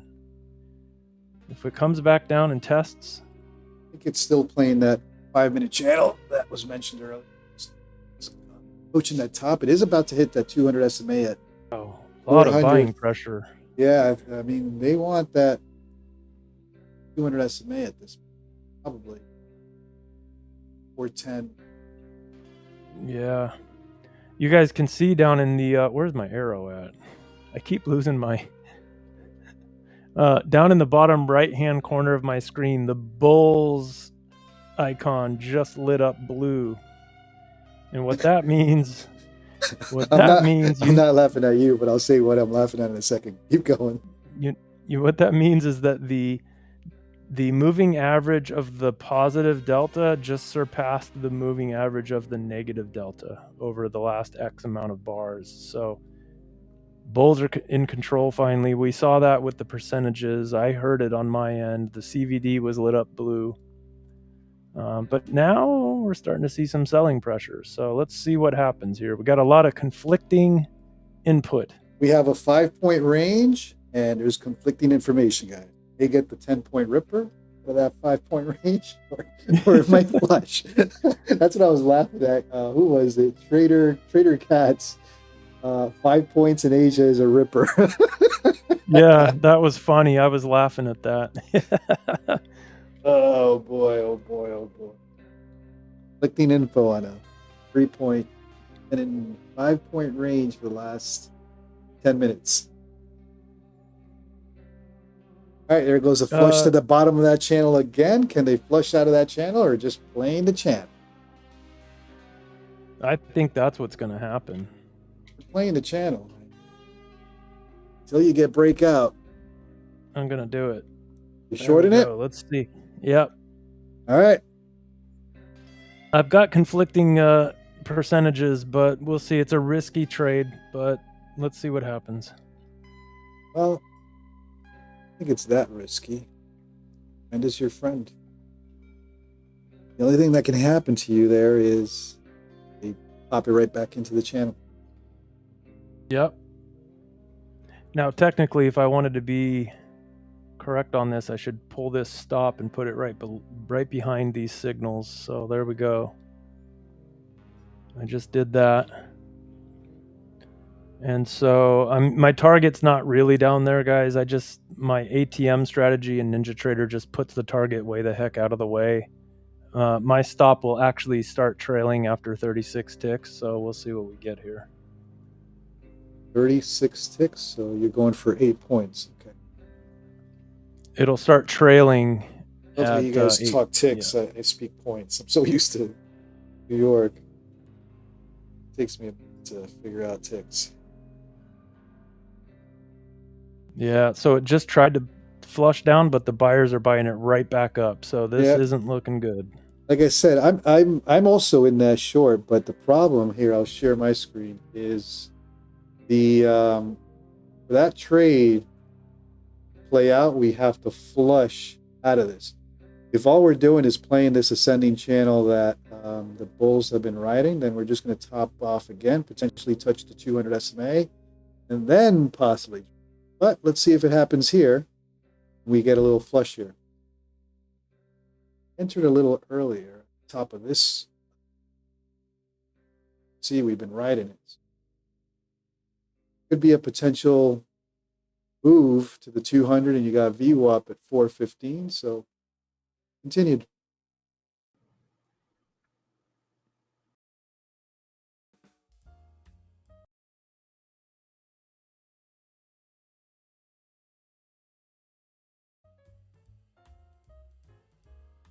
WBF, I don't have a target. I have a trailing stop. So if I get 36 ticks in the money, the trailing stop will kick in and start trailing behind. It's a 3-stage trailing stop. So it'll start trailing by, I believe I have it set up to 12. I can't remember. I'll look at it in a minute. But so if the price gets 36 ticks in the money, it'll start trailing by 12 ticks. And then it gets tighter and tighter and tighter the more in the money I get. It goes all the way down to trailing by 6 ticks, which on the NQ, that'll snap back against you real quick. 6 ticks is nothing. I could use that during the open. 20 points. That's 80 ticks. At 80 ticks, activate a trailing stop. It's usually where you know it's going to either push above those 20 points, or it's going to come right back at you. Some profit like that. Yeah, and the reason I started doing that a long time ago was when I first started trading with Apex. They have that intraday trailing drawdown, and if you don't take your money when you've got it, you'll start chipping away at it. And so I learned pretty quick that you could have 4 or 5 really good, green trades in a row, but if you let them come back against you too much, it starts chipping away at your intraday trailing drawdown. So I start trailing my profits real tight. Well, getting a 3-point flush, my friend. Well, I'm up $90. I'll take it. There you go. Or $85, whatever it is. How do you set it up? So I think other platforms have trailing stops, but I don't think they have the 3-stage trailing stops that NinjaTrader has. I think they've got that copyrighted. I could be wrong, but if you've got NinjaTrader, you can certainly... I heard buyers. Should I take my 100? Should I take my 110? 125? I'm going to take my 120. $114 after commissions. I'm out. Route? Jeez, Yeah, that it's gonna flush without me, but that's all right. I got my $100. I guess I'll start. I entered earlier. Like I said, I've been in this short for some time, but 5 points for what, half an hour? Jesus Christ. I was only in that trade a couple minutes. Right. Yeah, I entered earlier. You entered on the break. I entered up here at the top of this channel, but it did drive me to this area. And we'll see. Still riding it.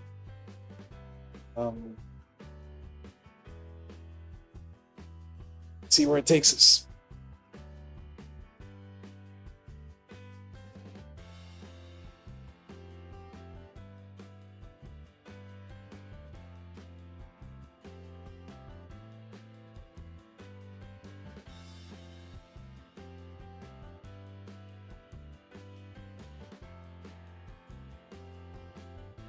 All right, I'm going to close it.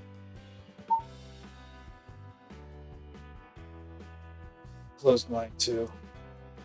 But I was in it way longer than you.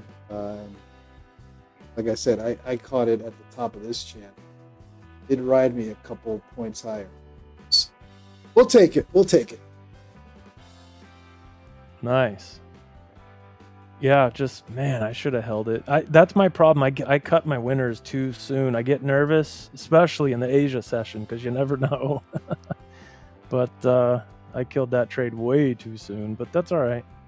Hey, sometimes it does turn against you. So I've been caught in live streams up on a trade $600, $700 for it not to take the profit and turn right back against me. So nothing wrong with taking profits. Suni says I'm a 50-point trader. Yeah, I mean, I can respect that, Suni, but what do you do on the days where you're not really getting 50-point moves, right? So, you know, it's kind of tough. For me, it's tough to be just sitting in one trade for the whole session waiting for it to play out. I'd rather be just base hits, boom, boom, boom, having some fun with it. But that's just me. Trust me, I'd love to have a 50-point trade. I've got it before, but Las Gomez is bringing up a good point. It's so slow. We may have to look at other instruments like gold. I've got that covered right now, actually. Yeah, Oh, gold moves sometimes. So right now, here, I'll drag this over so everybody can see this, because I'm pretty proud of that indicator that I wrote. Okay, so right there, oh, now I got to move my eyes so I can see it. So this column right here is an indicator I wrote, and what this does is it's showing you if you got into a trade right now, what kind of ticks you should expect to make if you don't want to sit in that trade for hours and hours and hours, right? If you're just scalping. So on average, all of those indices, all of those tradable instruments that we may trade, that's their target ticks right now. And what that is that's an average ATR of the last 4 1-minute candles. So you can see NQ by far is moving a lot more than all the others. Want some good news or do you want some bad news? No, I'm seeing it. I'm watching it drop out. You're watching it? Yeah, me too. I'm like, I should have stayed in that damn trade. I know. I could have caught 10 extra points on that. I do that all the time. Hindsight capital. Oh. Hindsight capital. How can I help you? Oh, look at that flush. Whoa. Yeah, I do that all the time. Oh, I'm an idiot. That would have been $500. Darn it. Oh my God. This is when we turn off the stream and go to bed, because now your tilt indicator goes up. You're like, I missed that one. I got to catch the next one. Well, I'm going to wait for it to pop back up to the red zone of my channels and ride it south again. Oh, man. Hindsight indicator.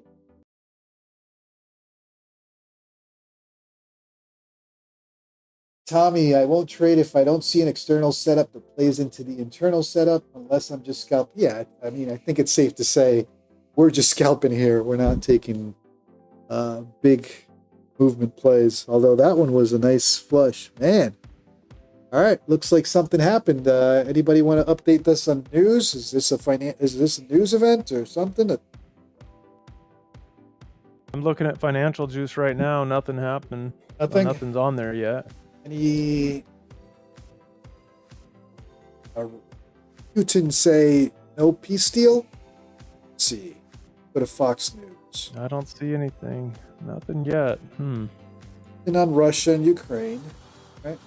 A little flush. Nothing to get worried about. They're flushing it to pop it. This is now the real bounce. Tommy Stark, what's up, buddy? WBF got a 2K in profit. Nice. Nice. All right, so pivot point, I'm not touching it for now, but pivot point is down at that 330 level, 320 level. I guess that's what it's hunting. Yep, S1 is 320. Yep. And that lines up. I don't know if you were hearing me earlier, JC. It was when we were having the sound issue there, but that level lines up exactly to the low of the day on August 8th. August 8th? So that could be a support area. We'll have to see. I'm not trading pivot points. We're watching how pivot points failed today and literally pushed every single pivot point by 60, 80 points on 2 and 3 minutes. That was crazy to watch how they manipulated those. I don't want to say manipulated, but listen, market makers are watching everything we watch, right? So clearly, although we're not trading live futures, live traders are using pivot points and all these levels to enter, and they flushed that thing 60, 80 points. I was like, no way. Crazy, right? Crazy. Yeah. Well, I'm treating this S1 pivot point not just as a pivot point because we've got confluence of the low of the session back on August 8th. So because it lines up with that, for me, it's got me watching that level. So we'll see. I think the key to what you just said, it's an area of confluence. In other words, it's not just a pivot point, it also supports something else you're looking at. It's key. Exactly. Yep. That's why indicators are indicators. If you can find 2 or 3 indicators that build some confluence for you, then you got to trade. If you're just using one, probably not a good idea. NS says, what time frame is this? So NS, the charts you're seeing are not time-based. These are Ninja Renko bars. And on the left, you got a 36/18. And on the right, you've got a 12/6.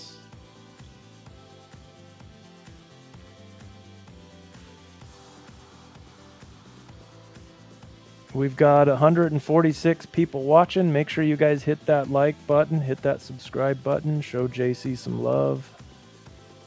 Oh, show the stream some love. Looks like you're going to be, you're going to get to see, well, I can't reveal it yet, but let's just say there's some changes happening. Oh boy. I feel like I missed something here. Did I say hi to Tommy Stark? Tommy, did I say hi? I know I have.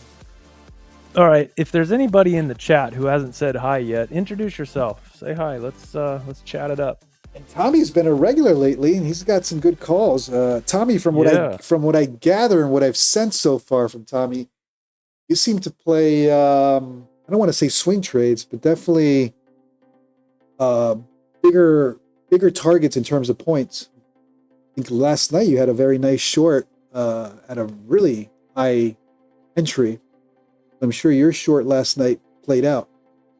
I do pay attention to all you guys, by the way. I do watch and pay attention to your strategies and all that good stuff. That's my impression of Tommy. I could be wrong.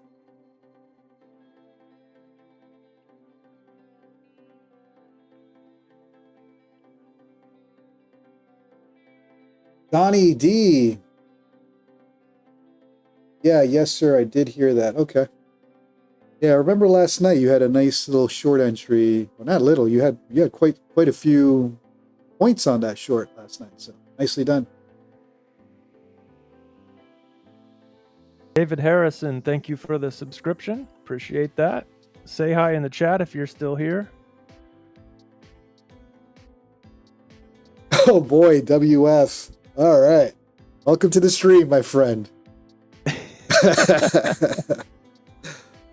Let me see if the wife wants to ban you or not. Nah, we'll keep you. We're good. We're good. I think there's a slight typo in that sentence, but I get the drift. So is WBF trolling or? No, I think Or should- WBF is mistaking you for me. Guys, you're Oh. looking at me on stream, There okay? you go. There you go. WBF, I knew it. I knew there was a typo. WBF, I'm not into men. Oh man, I was about to call the wifey. I was like, bruh. Hey, I agree. That takes some He's a balls. handsome- That he's a takes some handsome balls. guy.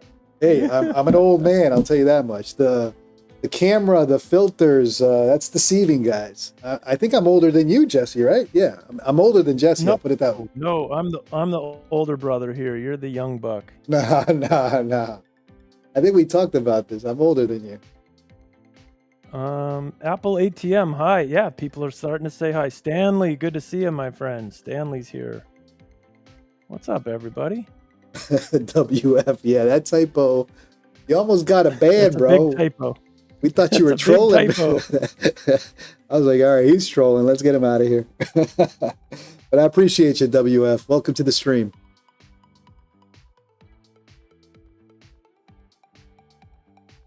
Okay, Tommy, we're I've gonna got get this another going to push. 332 at least, and then I'll be looking for a long setup. So yeah, I guess Tommy's in another banger short. We could just give up 2% and fill some gaps below. Market does what it wants. All right, Tommy, second day in a row with a banger short. I don't see how you're not going to get 332. You got a pivot point there. It's hunting right now.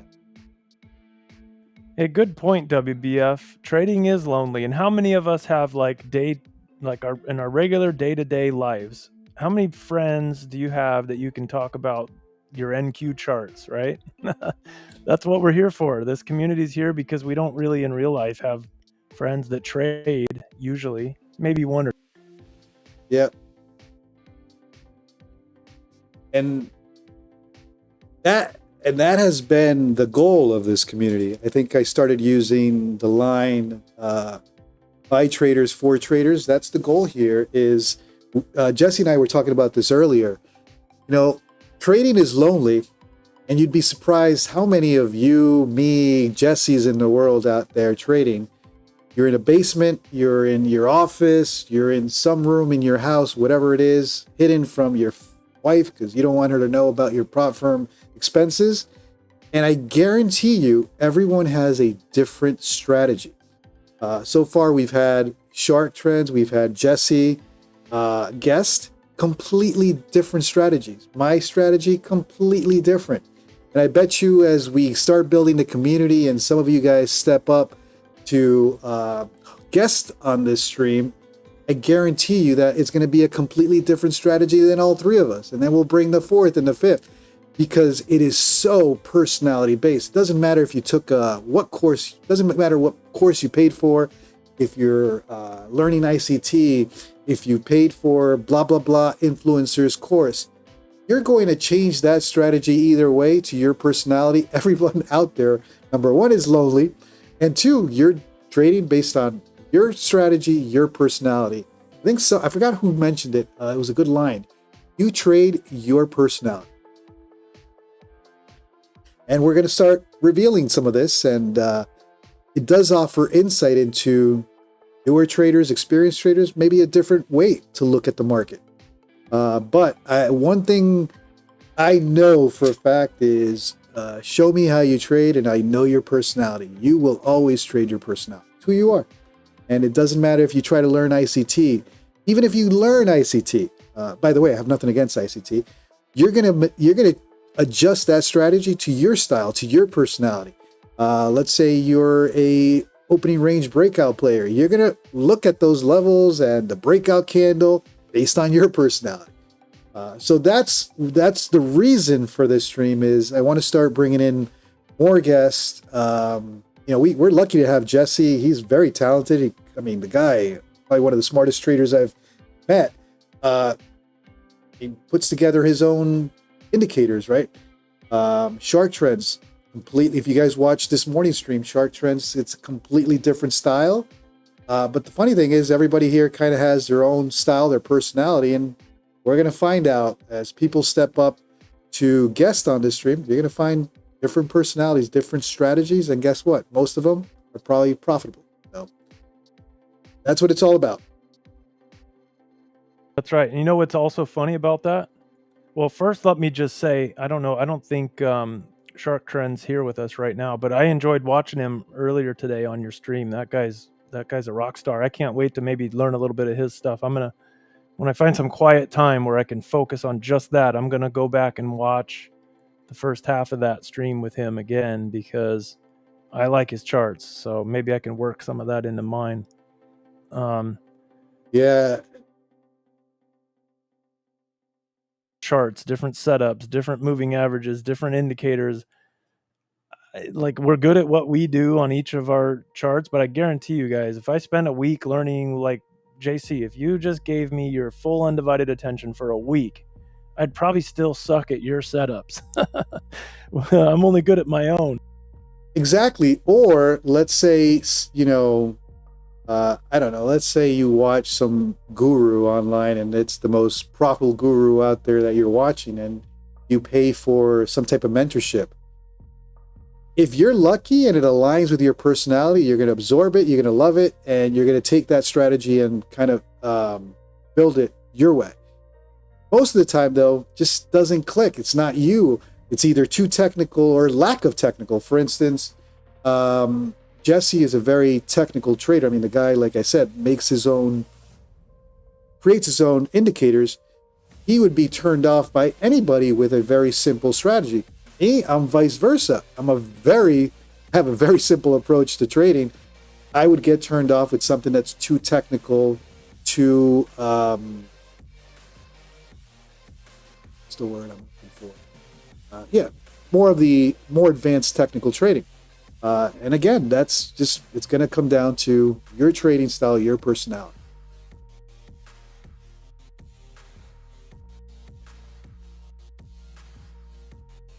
John says, million ways to make money. I can be long, you can be short, and we can both be right. 100%. That is 100%. 100%. Love it, John.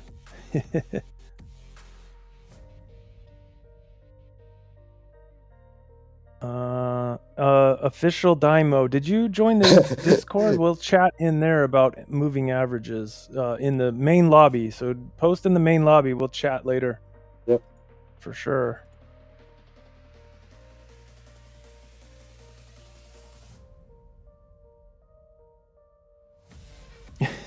Sunni, that's funny. Yeah, there you go, WBF. WB, guys, we should all be blessed that we can make one paycheck in one. Yeah.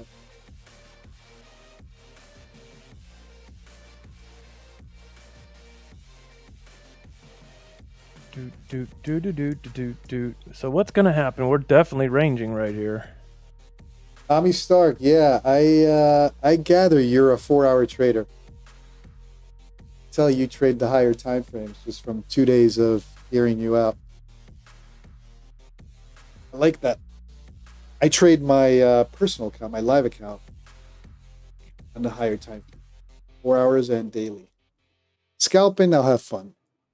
Scalping is for entertainment. Let's be honest. But the bigger plays are truly on the 4-hour daily levels. A little different how I trade the personal. We were talking about this with Shark. It's one thing to trade prop firm accounts, and at some point that if you're going to blow it, it's probably $100. On a personal account, you take it a little more seriously.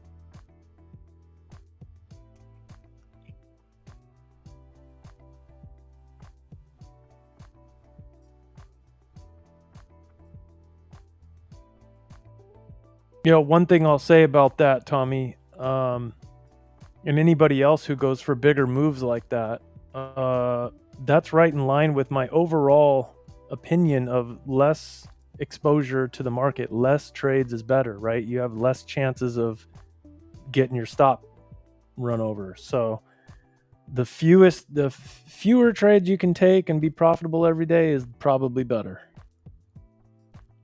And I think, JC, you talk about that on some of your videos too. Yeah, I don't take that many trades during session. My trades are very quick. If I can get my one and done, I'm out. If I'm trading an hour into the open, I'm usually stuck in drawdown and trying to recover. But it's what works for me, and it's what gets me payouts. Stanley says, Jesse, have you been in touch with Bob? Yeah, Bob and I chat every once in a while. He's a busy dude, and I'm in my busy season at work too, so not as often as we probably should, but yeah, we chat. We chat. He's doing well, spending a lot of time with the family.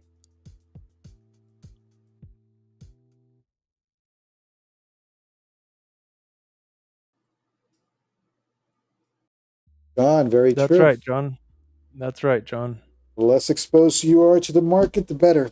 That's why I don't, and I think we've had this conversation, or somebody has asked, although I copy trade multiple accounts, I don't rotate accounts.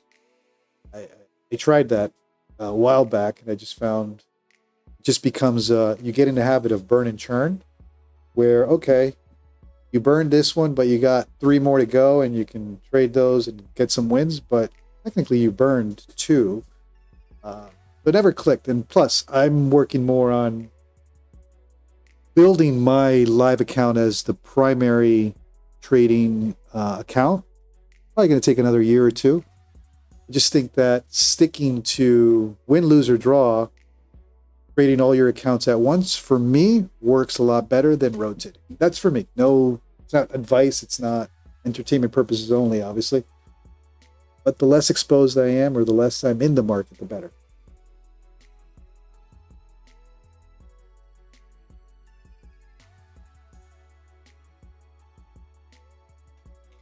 Boy, if you guys could see my main chart over here on my other screen with all these moving averages I'm testing, you'd probably laugh. All these lines all over the place. Yeah, that's why like for streaming, I'm sure people are like, man, that chart is so simple. And I think you and I have talked about this too.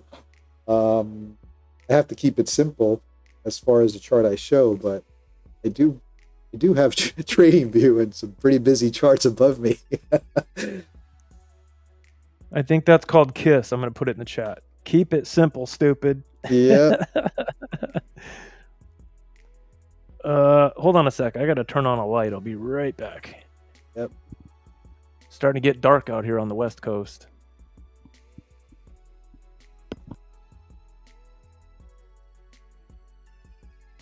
Ooh, guess that was the flush for the bounce.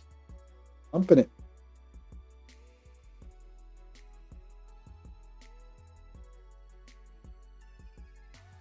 Stanley, good evening. Good to see you.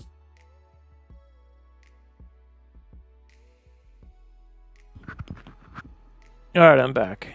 And John's saying that your volume momentum is playing out again as a scalp long. Is that what you got? Yeah, he's right. Look at that. Yeah, so if you look down here, guys, the delta down here, the delta momentum, look at this massive push.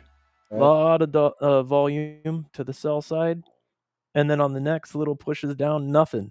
Nada. No aggression. Now we get a push up. So that's what, So that's you're a delta looking for? divergence. Got it. Yeah. Well, that's one of the things John looks for. This is my damn indicator, and I'm still not any good at it. But there you go. There's another example of that working out just as it did earlier. Ron Resum, if you added TAS boxes to those charts, you would have true magic. All right, well, there it is. That's your TAS boxes. I've never heard of that. I've heard of what are those other boxes? Here, let me Google that real quick. TAS. What acronym? I've heard of what's the acronym? I can't even think of what TAS would mean. Oh, is that market profile? Something A signal.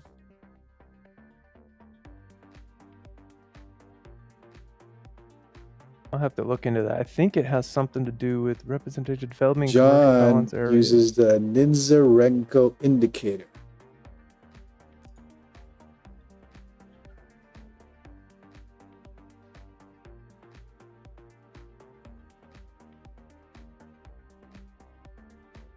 He uses a different delta indicator. Yeah, there's a bunch of them out there that do what mine does down here. However, mine, what all those others don't do, which I have hidden right now, I have them set to transparent. This delta momentum indicator keeps track of the actual volume and the delta and the momentum and the standard deviations of all three things, the first, second, and third standard deviations of all three things that it's keeping track of. All of that stuff is set to transparent right now. Well, if you look to the left, you can see those lines over on the other chart. But a lot of the signals that fire off up in the top of the chart, the arrows and the circles and squares, that's all based off of those standard deviation levels and going past them and crossing them and things like that. So, but I set it to transparent because it gets a little messy. I'm going for a cleaner look. Ethan Peterson, welcome to the stream, and he's asking, just started trading like just now. I have $50. What should I do? Ethan, it all depends. It looks like you mentioned you're on Robinhood. We're trading futures here. It all depends what you trade. Are you looking to trade stocks? Are you looking to trade options, futures? If you're looking for futures, which is what we're trading here, you may want to look into a futures prop firm. There's a couple out there. $50 will probably get you an account. You can start trading away. If you're using Robinhood for options, probably a little different. You're going to have to do some research on, I traded way back. Oh, Robinhood allows you to trade options. Does Robinhood allow you to trade futures? I guess it's a live account. I guess it would be. You'd be able to trade futures that way as well. So $50 probably won't get you a mini NQ or even a micro. Just have to figure out what you want to trade. Yeah, I'd say get an Apex account. They're super cheap and they come with a free NinjaTrader license, so you can download and install NinjaTrader and then just get to work learning futures. Yep, and like John said, not advice, just entertainment. Yeah, the advantage of what we're mentioning, a futures prop firm, is say you lose $3,000 trading. If you're trading your live account, you lost $3,000. If you're trading a prop firm account, you lost $50 to $100.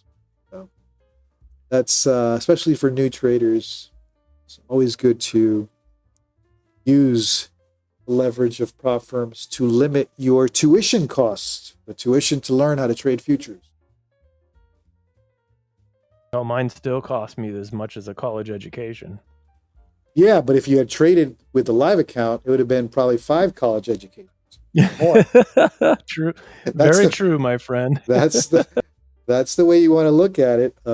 Trading the live account at the beginning, okay, you got the capital, nice for you. But if you blow $3,000 on your live account, you lost $3,000. If you blow $3,000 on a prop firm, you lost $50 to $100. And that's why the tuition fee, I've always said it, use prop firms for tuition. You're going to lose a lot less money. You're going to still lose money. The tuition cost can still be in the thousands, if not tens of thousands over a couple years, but it's a lot less than trading live. It could be multiplied significantly depending on your journey.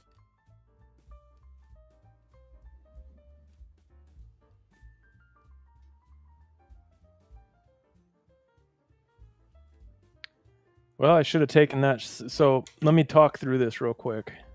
Oh, we're not on my chart. Oh, there we go. We're on my charts. Let me move my mouse over here. All right. So let me click that and bring it to the front. Okay. So as we were moving up near this red zone of my channels, we got this yellow box. The yellow box means we had negative delta on an up bar, which means the pressure is dwindling, right? It's getting softer. Followed by that, we get a red down signal, which means the delta flipped and the Renko bar flipped. Followed by a flush down that I missed. Oh, I should have taken that trade. That was a perfect setup. Now, almost perfect. I would have preferred all of this to happen up here in my actual red zone of the channel. But it happened a little shy of that. We didn't quite get to this above the second standard deviation away from the middle of the channel. So I missed that trade, but that was a nice one right there. Woo-wee. All right, give me my mouse back. I totally missed the class there. So I was my son came taking. So you got a short signal. I guess. Oh yeah, I got the top of that box up there. How was the signal going to play out in your world? Yeah, so that the yellow box means that we had a delta divergence on that up candle. That means the buyers were weakening, right? So that's kind of a, hey, get ready, something, look for a trade, look for the next trade. And then on the very next, maybe it was 2 bars later, I'd have to zoom it in. I got my down red arrow, which is a short signal, which means both the delta and the Renko bars flipped at the same time. And then it flushed down. That would have been a beautiful trade. It's funny, I guess, for the oscillator traders. I could see, this is why I like different strategy of yours, because for oscillator traders, you had the similar signal. Then if you get it with, let's say you're using both, right? Let me show what I mean. This is trading view, right? Look at this top right here. That kind of coincides, or area of confluence, with your signal. That was clearly the topping of that for that short. You could see how having something like your strategy as an additional tool. Now you have 2 indicators calling for that short. I like it. And I missed that one too. I was like, eh.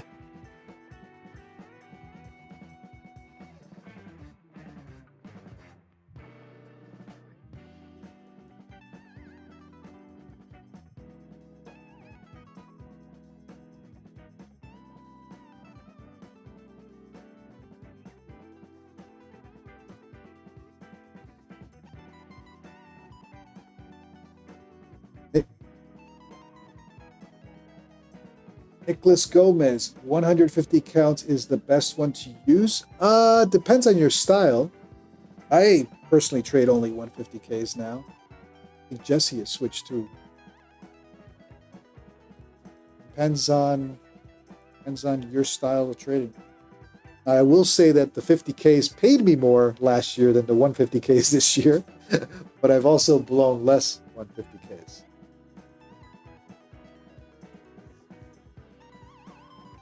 Marco, Sweet. He took that short and passed an Apex eval. Yep.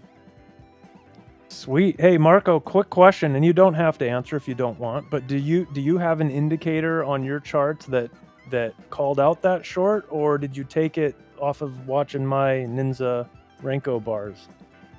I'm curious if there's something else out there that would have called that also.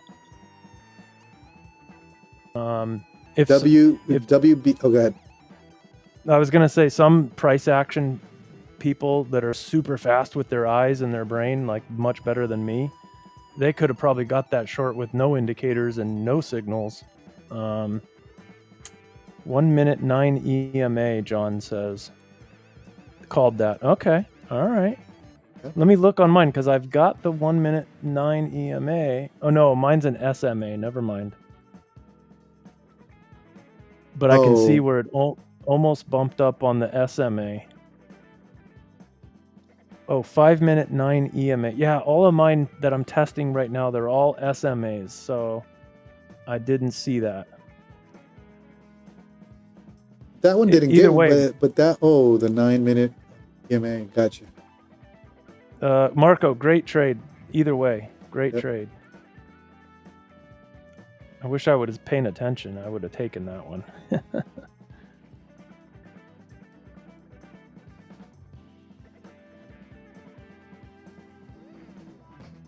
There was a Coop question. says, There was a question I was going to answer. Hold on, I got lost in translation here. Somebody asked, JC, what platforms do you use? Use quite a bit now. The main ones are Apex. That's still the big payer for me this year. Take Profit Trader. Funded Futures Network, Tradeify. But I think out of all of them, I think Take Profit Trader is probably the leader right now in terms of rules and payouts and all that good stuff. Again, not financial advice.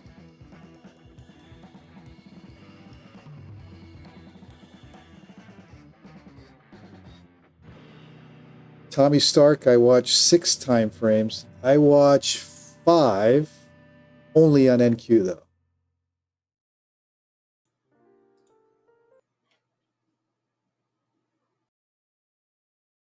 6 time frames on ES and NQ. Man, that's a setup right there. I should don't watch any. I should watch ES more often since I trade NQ, but I don't.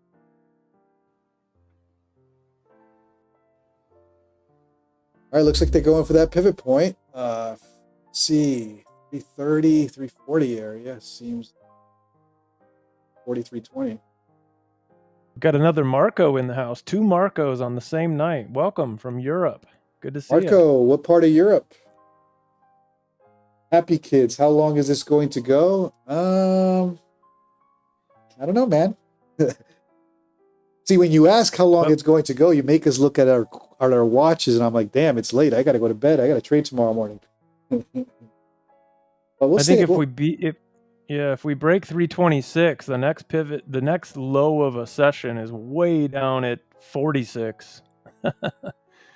Oh my goodness. This is when I pulled it. Jesus Christ. That was a hell of a short. That was a hell of a short at 75. Yeah, that was one heck of a signal. I wish I would have taken it. My Lord. Ooh, there's a long signal. I don't trust it further than I can throw it.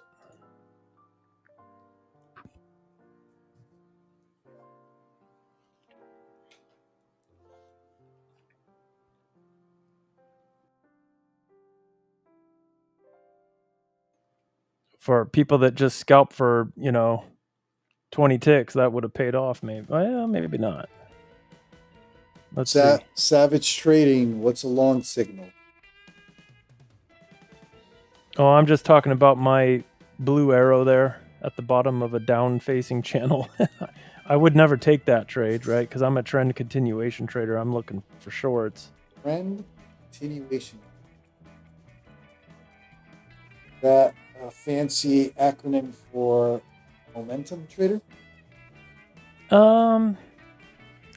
To be honest, I don't really care if the momentum's there or not. As long as we're in a trend and we get little pullbacks, I'm playing the pullbacks in an established trend. That's my bread and butter.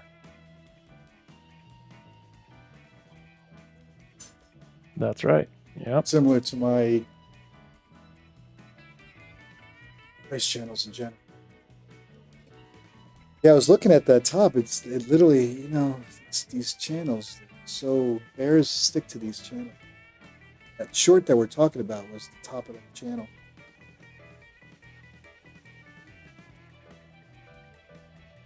Boy, look at all this selling pressure. My Lord. Relentless. Yeah, I mean, bulls have not been able to show face today at all day. There will be a point where they wake up, and we know NQ is still a buy the dip instrument, so until that changes,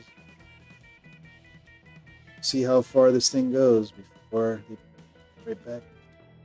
Yeah, how many times have we seen a slow flush over the course of 3 days like this, right? Just drifting down, down, down, down, down, down, down, and then in one friggin' session, a rip all the way back up. It's crazy, NQ, how it moves.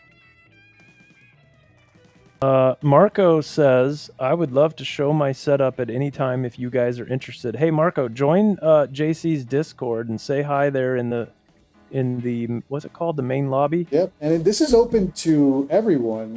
Like I said, feel free to share your charts, your strategies in the Discord. And as you get acquainted with the community, just like Jesse and Clark have been testing, sharing their unique strategies and approaches. Listen, this is open to you guys. It's a community by traders for traders, where you guys can hop on and share your strategy as well. And give us a little insight, give other traders some insight on a different approach, different way of looking at things. Sweet. WBF, so why does your indicator show a false breakout signal?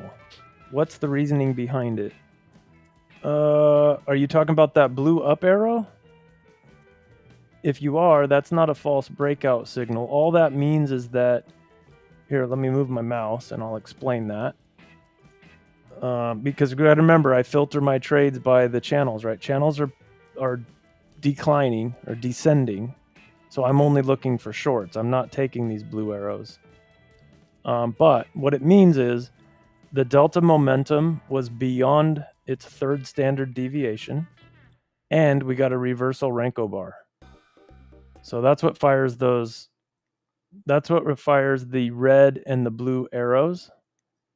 All that means is that the momentum has pushed beyond the third standard deviation, and we just got a reversal bar.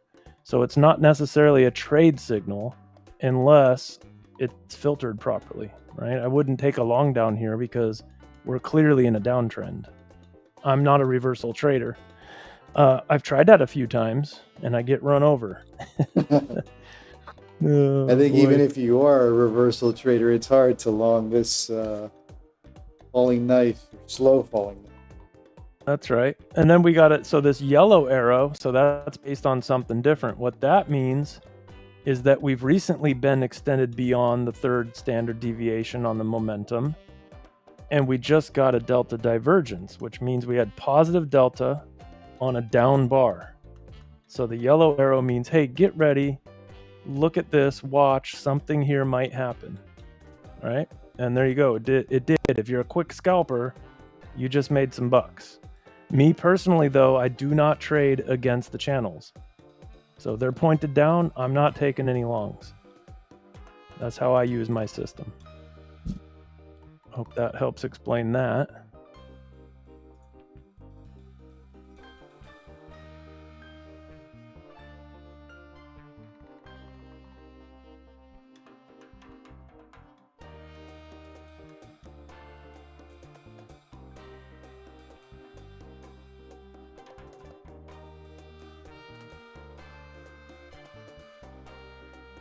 Do we have any Marco Carvalho 23,326 is coming. Let's see if it will sweep and revert, as I was mentioning. 326 is that pivot point. All depends on if they respect it, right? Today they have not respected any pivot point. They just flushed right through. It's something I was going to say. I forgot what it was.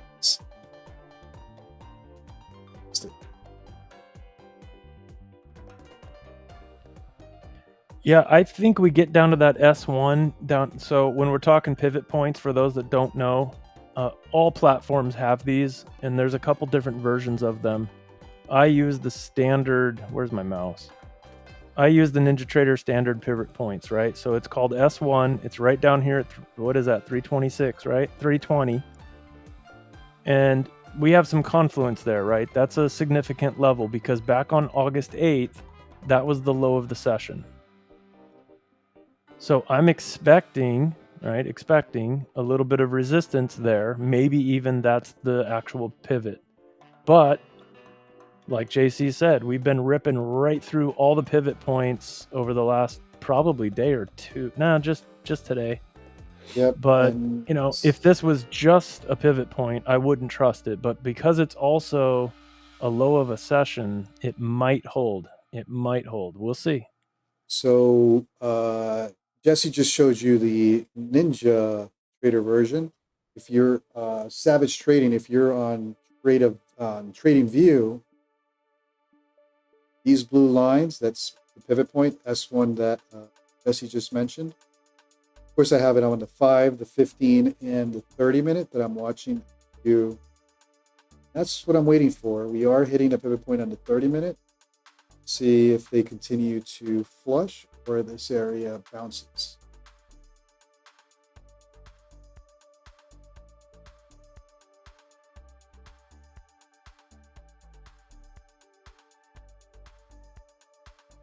Savage, look up the indicator pivot point standard. Point traditional. Official Dymo says, yes, sir, this guy knows his shiz. I agree. I agree. JC knows his shiz. I think they're talking about you, brother. you write this stuff. Yeah, well, that's true. Because I wrote these indicators, I know what not to do with them, right? So I guess I probably should talk about that, because even though we ask you not to, and we say you shouldn't copy the trading, I know some people do like to at least look at the signals and see what's happening. But yeah, I guess I should probably explain. Don't do this and that. But look at those red down arrows at the tops of those moves from when we're in the tops of the red zone of the channels. Money all day. For example, right here, I would not have taken that one because it wasn't up in the channel, right? We weren't extended far enough away from the middle of the channel, right? So I'm kind of armed and waiting here and here, and this one almost got there. At the time, the channel wasn't down this low because this channel moves. It's a linear regression channel. It moves. Official Diamo, I see Lux Algo support and resistance visible ranges there. Yes, sir. I do use or have. I don't even know if I'm still paying for Lux Algo. I think I paid for Lux Algo a while back, and those indicators just stay there. But yes, I do have the Lux Algo. I think you mentioned support and resistance, but I also have the FVG indicator. I don't trade FVG, but I do watch them. I know a lot of traders, ICT traders, use fair value gaps, so I do keep an eye on them. Yes, you are correct. That is Lux Algo. By no means am I promoting Lux Algo tonight. Just answering your question. Savage Trading, how should I set the pivot point indicator? Well, on Ninja Trader, there's only one setting. You can use daily, weekly, or monthly levels. I set mine to daily, which means it looks at the previous day's price action and determines the pivot points based on that. So mine is set to daily. I'm not sure how the pivot points work on other platforms, but that's for Ninja.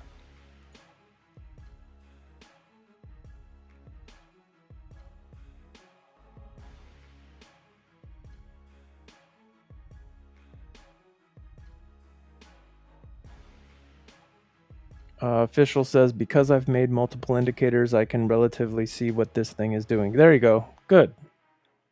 Tommy Stark, I'm in spaces with Lux Algo every day. Yeah, I don't, like I said, I know I paid for one of those indicators a while back. Still there. The fair value gap. I mean, I would watch it, but it's not part of how. All right, which so reminds 5 me, more minutes. Oh, which reminds me, any ICT traders on the stream? Go ahead. You were talking. Oh, 5 minutes. Hour. 5 minutes till 12. We usually get some kind of action at 12 or 12:05. Let's see what happens.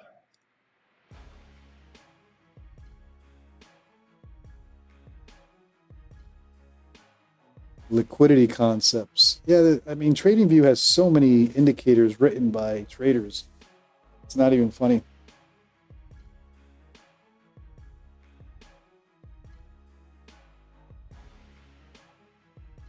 Official Diamo, is Lux Algo worth it if you enjoy messing with indicators and have the creativity to put together a different strat? Well, of course. I mean, if you're someone who codes your own indicators, well, you probably won't be interested in Lux Algo. But if you're someone who doesn't have that brain power, you're not going to be coding. You're probably going to look for some type of already made indicator or algo, right? There's a shopper for everything.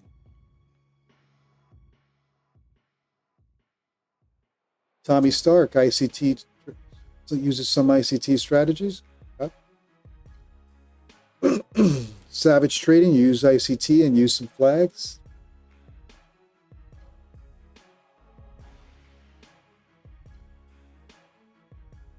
Yeah, I don't know the first thing about any of the ICT stuff, so it'll be cool to see more and more folks, coming into the community here and teaching us a thing or two. Yeah, we do need someone with ICT skills. Like I said, I should give ICT its chance in terms of learning it and understanding it. Just haven't. Sounds too technical for me, but would be good to have somebody with experience with ICT strategies, And helping Lux Algo stuff traders. too. Yeah, that too. And Lux Algo. I've never even seen Lux Algo stuff, so it'd be cool to see some of this stuff. Well, when I put down my trading view, it's basically Lux Algo indicators that are shown. Ah, gotcha. I think Official Diamo caught that. A lot of these are Lux supply and demand, support and resistance, super trend channels. Well, hey, let's be transparent. Like I said, I don't know when. Obviously, not paying for this, but these were paid for a while back, and I still like turn them on and off. But here, I'll show you. I just opened up my indicators on TradingView. This is the 5, the 15, and the 30. But yes, Lux Algo, Lux Algo, Lux Algo. Some of them are actually turned off. I don't use them anymore. But back in the days, I used them. Now I don't use Lux Algo. It served this purpose back in the days.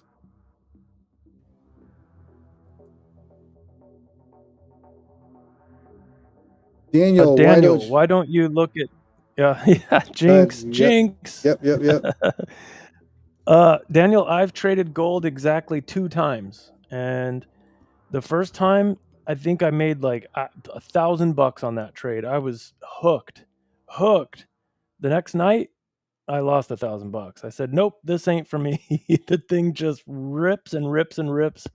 It doesn't have like the type of price action that I like to trade. So I learned my lesson and I stay away from it.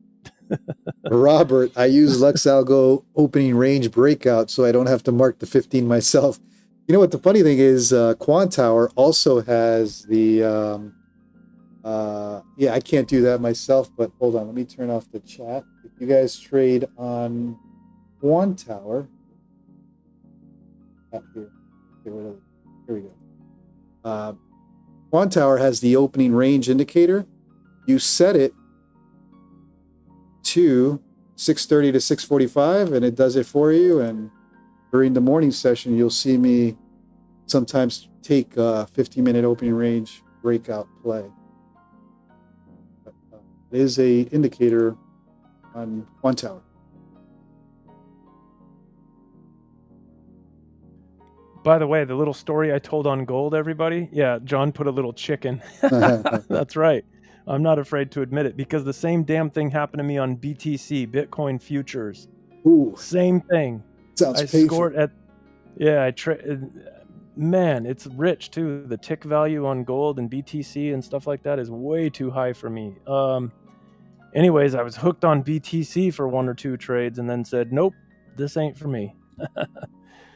Oh man, I stick to NQ. Same.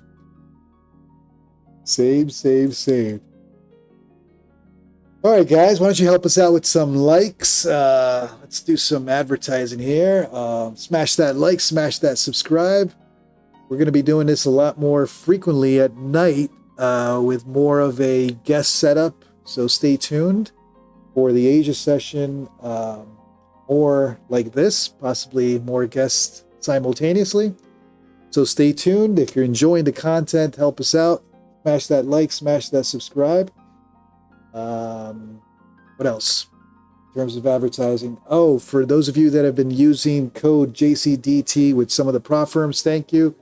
It does help out the channel. For anybody new looking to buy prop firms, you can use code JCDT on most props nowadays. Get you a nice little discount and you support the channel. So appreciate you all. Jesse Aguilar, hello, welcome to the stream. Nice name, brother. I love it. Yeah, another Jesse.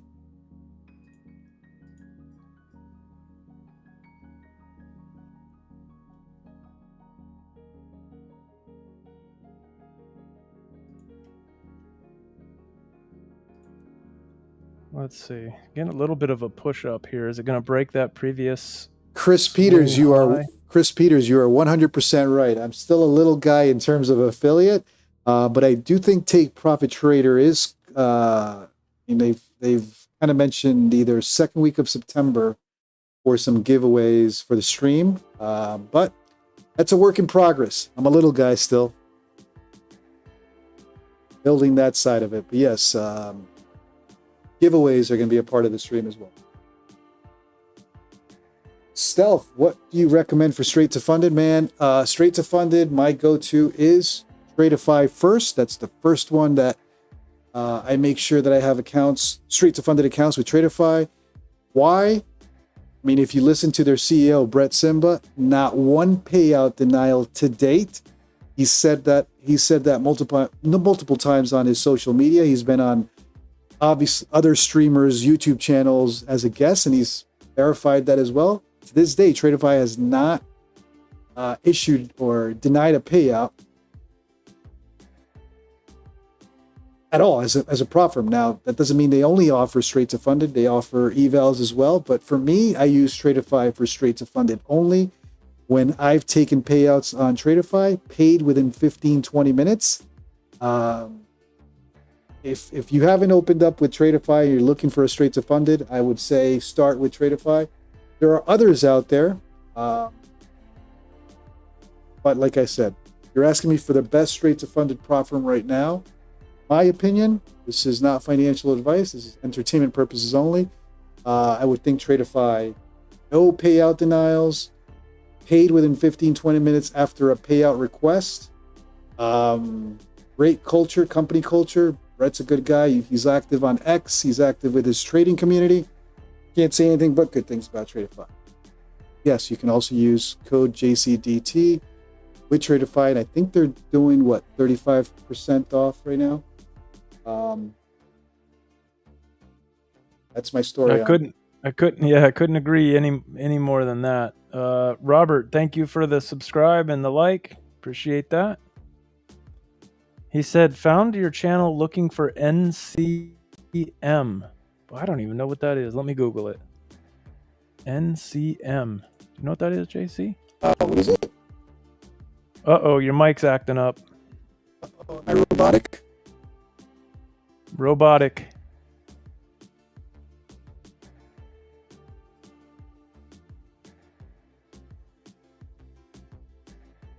Hello? Can you hear me?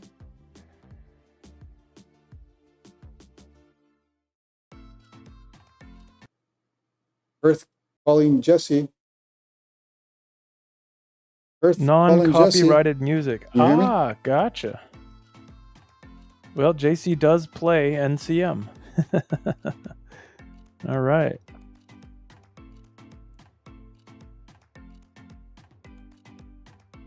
And Nicholas says your trading bot was activated for a second. Yeah, he sounded like a bot. Can you hear me now, though? Yeah, I gotcha. Can you guys hear JC on the stream? Are we good? I think so.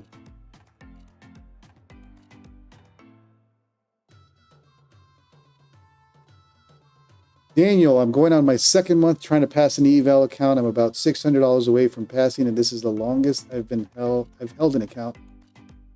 Hey Ben, if it's taking you a month, don't fall into the trap of watching others pass it within 1 day or 2 days. Take your time. If it takes you a month, be it. If it takes you a month to get a payout, be it.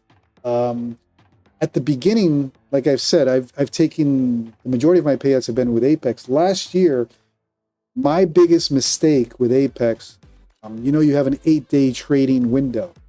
With Apex and other prop firms are 10 days or whatever it is. My biggest mistake is always trying to push myself to get a payout request on the 8th day or the 10th day, depending on the prop firm. Don't do that. Extend it. If it takes 15 days, big deal. If it takes a month, big deal. Don't rush it.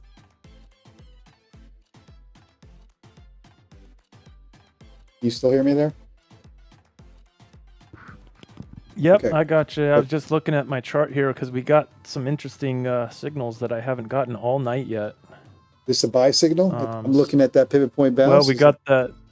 Yeah, we got that green up arrow, which I'll explain what that is in a second. But then we got more importantly, we got that green circle right there. Wow. So yeah, those are both. What that means is that the buying volume kicked in pretty heavy there on two different Renko bars. Yeah, I mean, and then look at it rip. It's a 30-minute pivot point. I just can't take the trade because I'm going to bed pretty soon, but I'm not going to stay for an hour here. But yeah, definitely came to that 30-minute pivot point. Guys, take a look at 5, 15, and 30 minute right there to the T and bouncing. So don't want to do that to myself. Let that one go. Yeah, nice little rip there, though. So we're right back to the center of the linear regression channel. Now, typically, we'll overshoot that, right, and go over to the other side of it. And if we get up in the red zone again, I'm going to start looking for a short. Because you guys might remember, let me pull my mouse down there. You guys remember I got short here. I got out of it for $114 here. What a joke. And then, boom, blah, blah, blah, blah, all the way down. Boy, that would have been a nice trade. Probably the trade of the last, was the best trade of the last hour. All right, who else is here? Best DJ in town. I don't think I've said hello to Best DJ in town. I just saw you right, so hello, brother. Robert Mashiro. I think everybody else I've said hello at some point. Let's see. Daniel.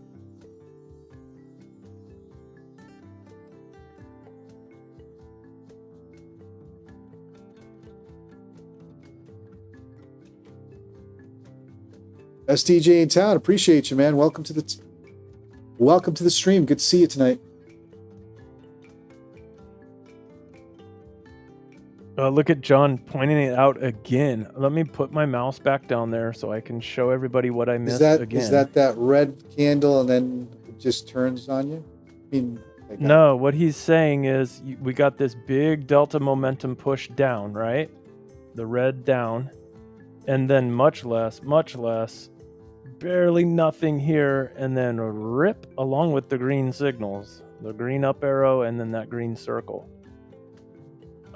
Which one of them is buying imbalances and the other one is lopsided buying volume on the whole candle. So multiple setups there, and boom, it rips up out of there. Nice call out, John. And for oscillator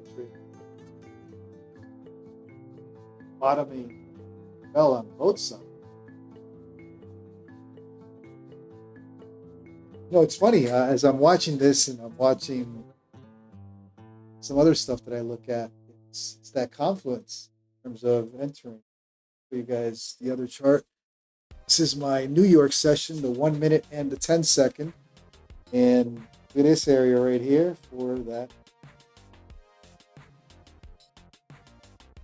Now I gotta find how to pay Mr. Jesse James to get me that indicator. That's now 2 areas of confluence on an indicator for entries. That's golden. Yeah, look at that. John says, I'm up 600 on the night using your indicator. Thank you. Wow. All longs. John. Oh, buddy. I wish I knew how to use my damn indicator that well. I guess you're just watching for those little red and for the clearing of it, and then enter long. All right, leave that thing on. I'm watching it now.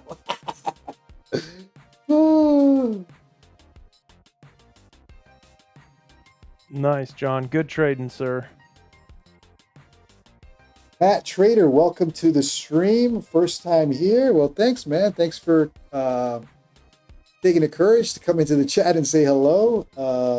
Yeah, we trade futures every night. At least try. Monday through Thursday, 9:15 p.m. Eastern. And yeah, we're going into 3 hours today. It's been a long night. So feel free to hop on every night.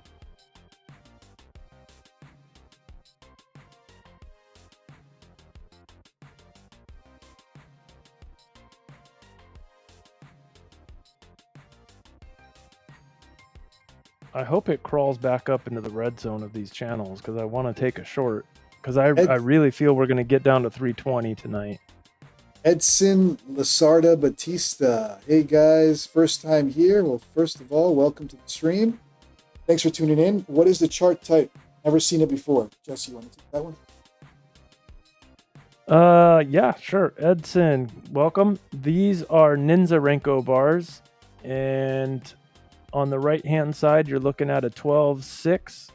So each bar is about 12 ticks, and it reverses its momentum color if the price moves 6 ticks against the bar, right? So, and then on the left, you've got a 36-18, so triple the size. And then off the screen, you guys can't see it because I can't fit it all on one streaming. It looks awkward, but I've got one more Renko bar that's a 108/54. So I watched 3 different bar sizes. None of this is time-based. It is tick and price action based only. And then, of course, there's a suite of indicators installed on NinjaTrader there that I created myself. They're not publicly available, but they are based on free NinjaTrader indicators that are built into the system, like the buy-sell pressure, and if you have order flow plus, some of the delta stuff. Tommy Stark is sharing some insight here. You know what else you can look at for the signal? Look on the 5-minute at the bottom of the wicks of ES and NQ. At the lows, divergence usually means it's going back to the top. Yeah, that's similar to strategy used by Peter Chan on the 5-minute breaks to the upside or to the downside. He's got a very interesting strategy using wicks 5-minute. Yeah, it'll be fun to have Peter on as a guest. I can't wait. You know who will be fun? And I don't know if he's on. Caesar and his Caesar is the king scalper, I call him. That's right. That guy can scalp, man. He's on the 10 I think it's the 10-second. He's a scalper. It's his payouts. Wow, they're pushing. Look at this pressure here. What was that? Right at the 10-point bounce. Yep. Right at the middle of the channels. Okay, they're pushing through the middle of the channels. I hope they grind it up to the top. The red zone. Right in here. Let me move my mouse down there. I'm interested in a short if we can get up into this red zone of the channel right here. And of course, I'll need to see some kind of signal from my indicators, right? I'd love to see this same exact setup again. A yellow box followed by a red down arrow. That's the perfect setup. That means buying pressure is dwindling, and then boom, we get a flip of the delta.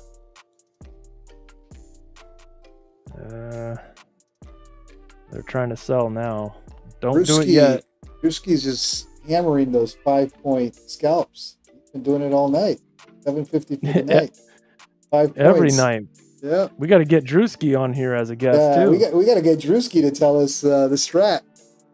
I'm assuming you're using some type of moving average, probably the 9, and you're shorting. The 9 EMA on the 5-minute today has been money on the shorts. Every time it taps the 9 EMA, it's been a short signal so far. Until, of course, it breaks out and forget it. A good point, Marco. ES did hit the S1 pivot point and bounced from there. So NQ kind of followed it. Good point. I wasn't watching my ES chart, but that's exactly what happened there. Oftentimes they will follow each other.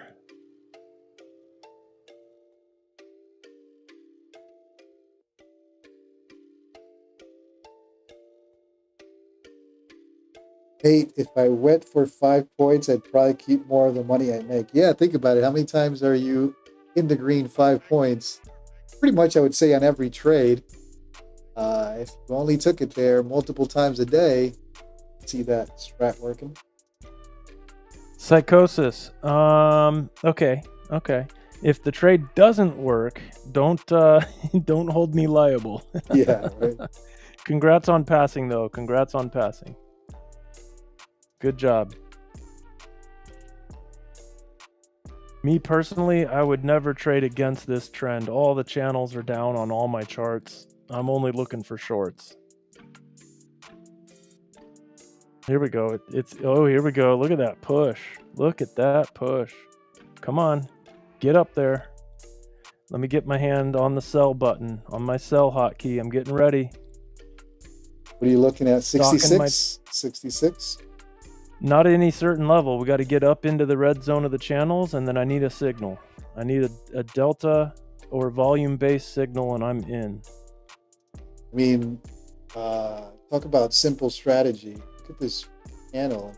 Just playing it all night. Top, short, long, long, till it breaks out. Ooh, I don't know if I want to trade against this. This is pretty aggressive, this push. It's about to touch the 20.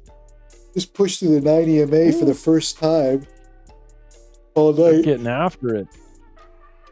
It's the first time it's pushed through the 9 on the 5 minute, 90 EMA on the 5 minute night. So it could be the final bulls coming out.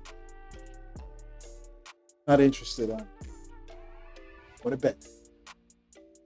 Another day.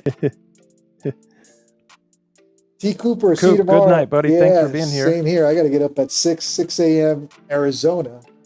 So actually, I get up at 5:30.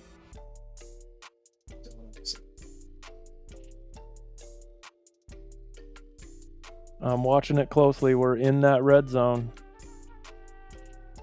Brewski is shorting the top of that range, the top of that channel. So we're right there. And we're right there. We're right there. But the only problem I see with it is the blue line is the 90 EMA. The 90 EMA has been respected all night as the short signal. Now we've pushed above it. I'll watch for now. Yeah, Plus, I'm not, I mean, not staying in a trade for an hour. 2 hours. I'm going to bed. Yep, we're at a couple different SMAs. We're also at the top of my channel. So structure-wise, we're right where I want to be. Remember, Drew goes for 5 points, so we'll grab it. We'll grab it. That strategy's been paying him all night.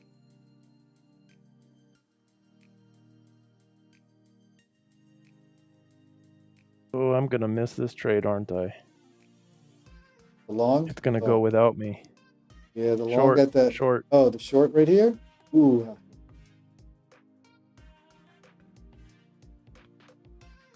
Hey, listen, I'm waiting. It's been playing that pattern all night. There's a reason why it wouldn't. So. Waiting for some kind of signal. I got to trust my indicator I wrote. Baja Racer. I'm in Chandler, Arizona.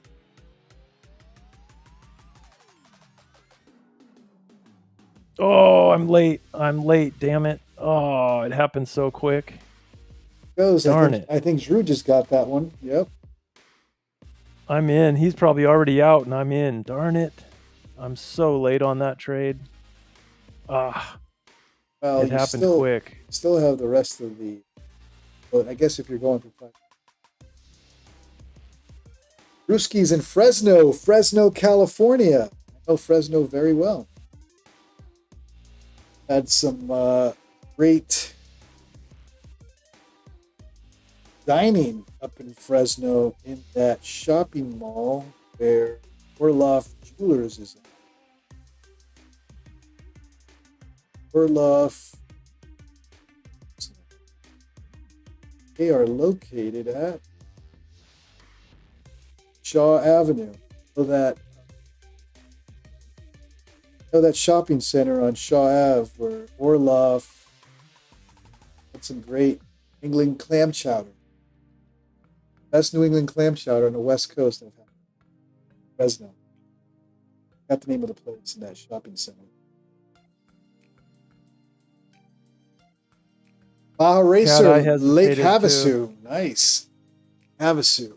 This is the time to be in Lake Havasu right now. On a boat. This is the time of year. Crater Cats, I can't believe I hesitated on that short. Still time, no? So did I. I missed it by like 2.5 Renko bars here. Darn it.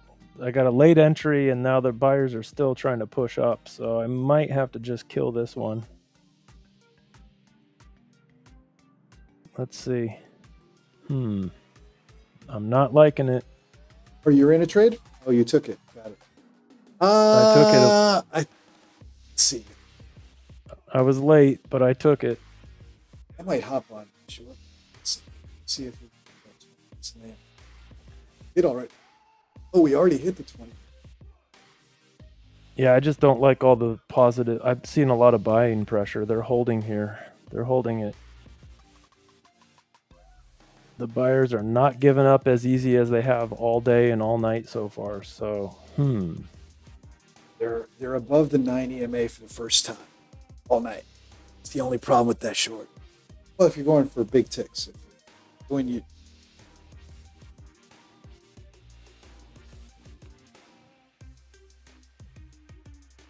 Oh, what to do? Let me join you here. Support you on that short. good. I have a better entry than you. Oh. Oh, no, I don't. You have a better entry than me. Darn it. Right, where did you enter? My entry is 57 even. All right. Base. How many contracts do you have? Just one. I only trade one at a time.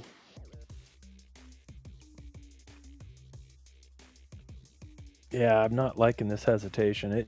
I like to trade. I like when I get in a trade, I like it to just go, or I'm usually looking at a way to get out of it. Right, you're like me, the impatience. Because Yeah. your trading strategy is based on those indicators are indicating a quick move. In other words, you just want to get in and out, not a Yeah, not a dragged yeah. out play.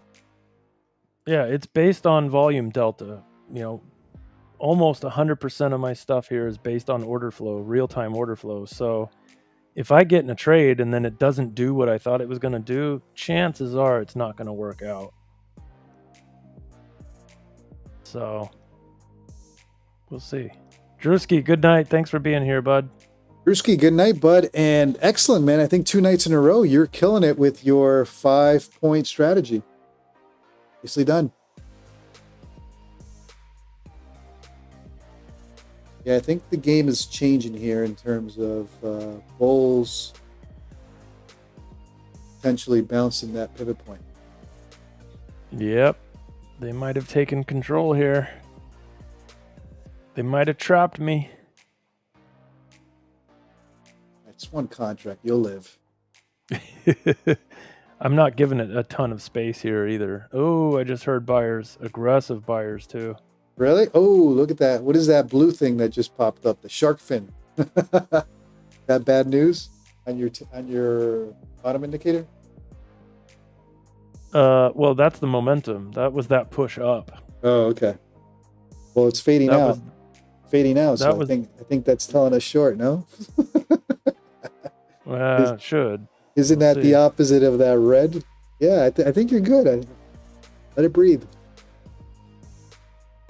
Kat says, I'm going to go long just to shake things up. I think you're on the right side of this one. Hey, don't worry. You can fade. Don't be afraid to fade me, fade Jesse. That's how the market works. Some people are going to be short. Some people are going to be long. No feelings hurt. Most of us are prop firm trading. Ain't going to move the market in any direction against us. Yeah, I mean, right before I got in that trade, I was sitting there trying to convince myself not to go. Remember I said, I don't know if I want to fight this. This is pretty aggressive buying. And then, boom, I get the red arrow and I'm in.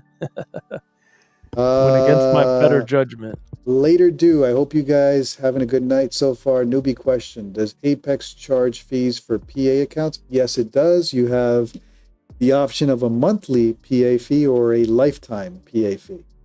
I passed 225Ks last week and I have lifetime sub in both of them, but I haven't touched them after. Oh, so if you paid for the lifetime activation, then you're not going to get a monthly fee on a PA, that is. Just make sure you trade it though, because there was a rumor that Apex was enforcing a non-activity rule. So just cover yourself.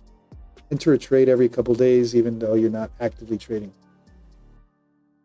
Trader Cat, yes, I do trade live the New York session. That's my main trading session. New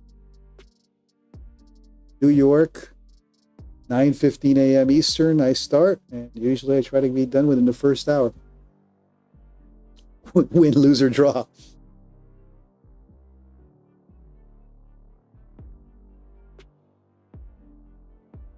All right, so this little delta, whatever you call it, delta, what is it? Delta. That's the momentum at the bottom there. Well, right. It's delta and momentum and volume, all So in one indicator. It's a little delayed here. Not given the move, it's delayed. No, it's real time. No, The I buyers mean, are just no, I mean the sellers aren't coming in quick enough. Mm-hmm. Yeah, they trapped me. Oh. Maybe. Oh, you're what, 2 points trapped? Come on. You can take that heat.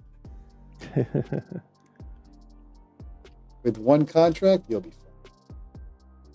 You'll be fine until you're in a negative 10 points. Yeah, my stop's right above that red arrow, so I'm okay with that. That was a pretty good setup for me because it was right up in my red zone, got the signal, I was stalking it. The only thing is that I knew the buying was pretty aggressive compared to what we've had all night. It was much more aggressive. And I told myself, maybe not, but I did it anyways.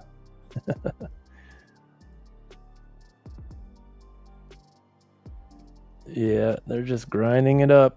But you still got space in that, what's it called? Stop. How many ticks do you got? Stop left. The stop's at 372. Oh, whoa, they're stepping in hard. Yeah, they're going to push it. Well, the 200 SMA is at 370. We have not pushed above the 200 SMA all night. Lower time frame, that's 372. Depends if this is the wave where they push above that.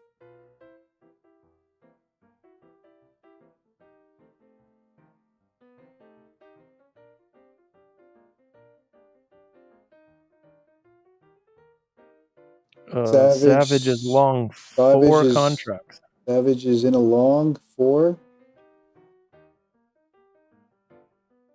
What I don't like is my stop is right on that SMA you were just talking about. 200 I have SMA. No space. Yeah. 200 SMA, and that would be if there's a hope for a pullback. That's where they would take it.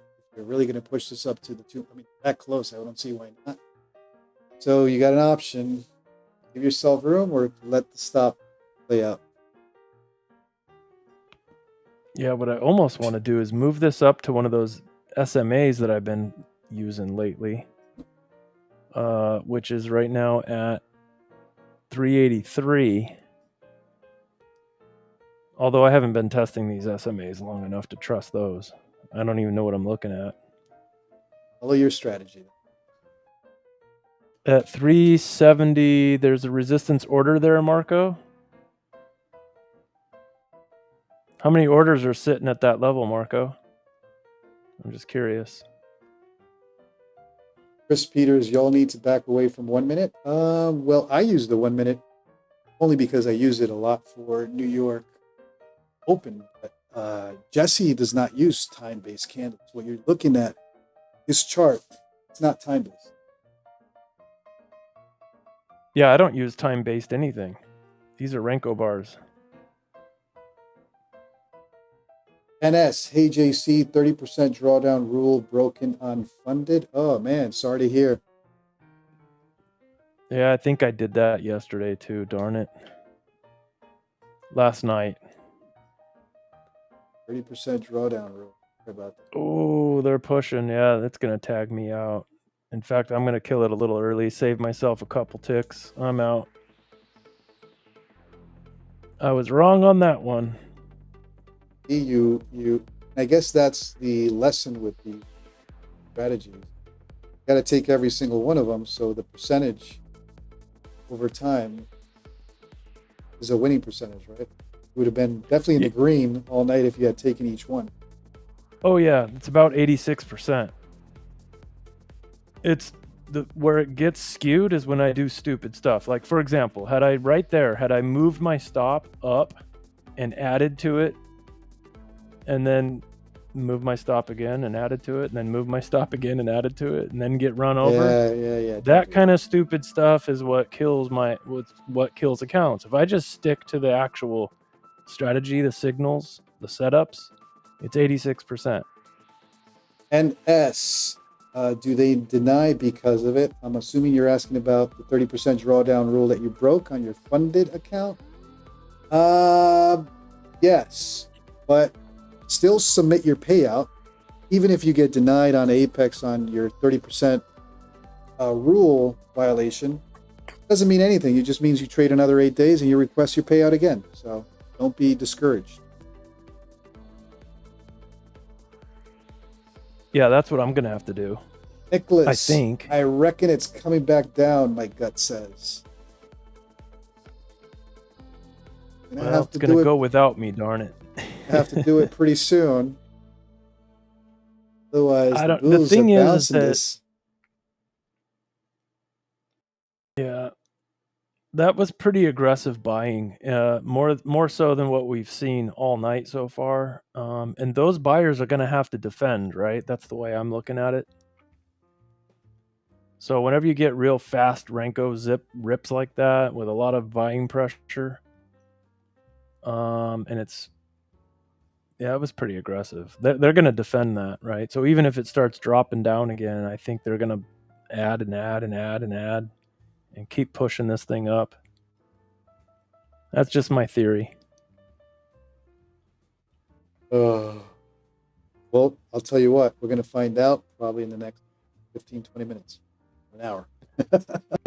Tommy says I wouldn't have left that short yet. Yeah, I didn't like where it was going, but now look, it's starting to drop a little bit here. I don't know.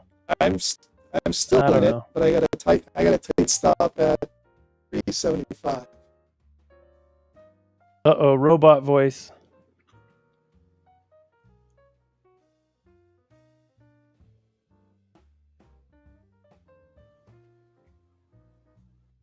Oh no, Chris. Oh no. Just effed up. Chart switched to minis and took 10 instead of 10 micros. Oh no. Can you hear me now? Yeah. Is it still robotic? Chris, is it short or long? Jesse, is it still robotic? Can you guys hear me? Could just close 9 of them. Hey, Jesse, can you hear me? Jesse? Yeah, if I had held onto that short, I could have closed it right now for break even, right? That's all right. I wanted out. I did not want to sit there through another aggressive push up if it was going to happen.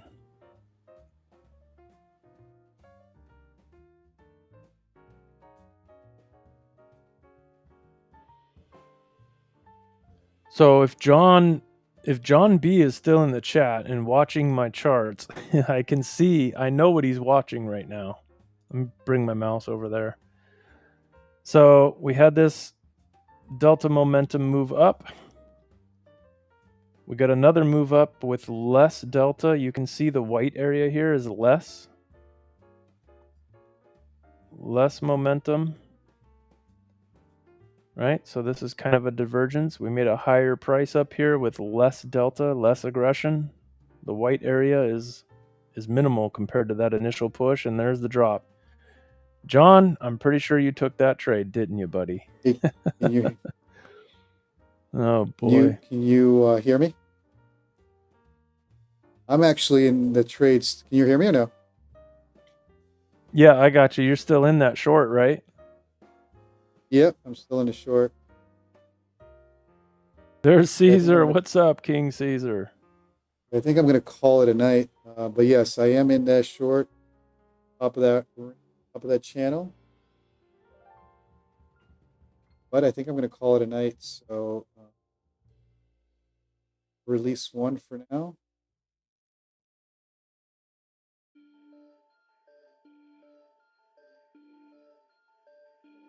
Right, I'm letting go of one right now.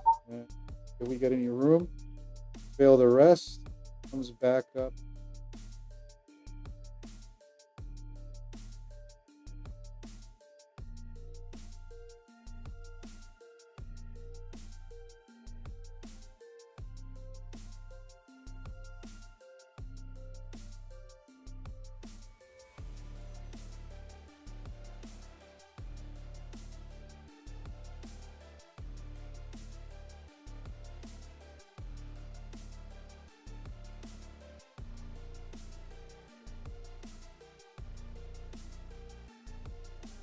No, it's very similar. That's why here we go.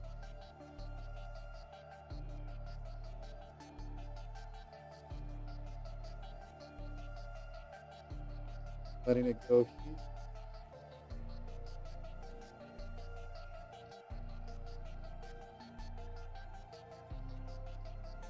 Oops.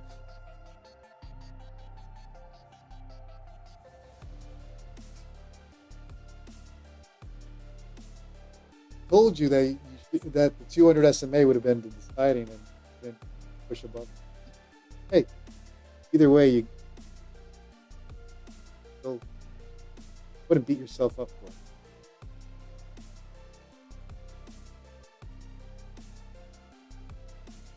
All right, guys. I think that's it for now. A quick little scalp there.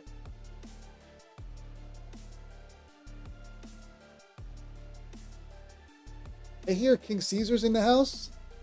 Yes, no. Where is he? Oh, there he is. Scalping a short. He just quietly came into this. What's up, King? John's still on. M Stone in the house. Who else? Trader Pat. We've seen. No. Paul, goodbye. Hey.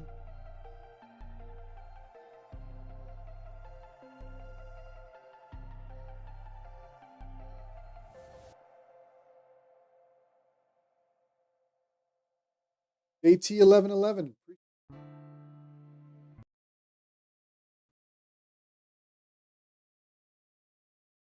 Nice trade. Yeah, darn it, I should have held that one. That's all right. I'll stay up a little bit later. I'm kind of a night owl compared to JC. Maybe I'll get my money back. Really used to. I see. No, I usually sleep in till about 7. Oh. 11.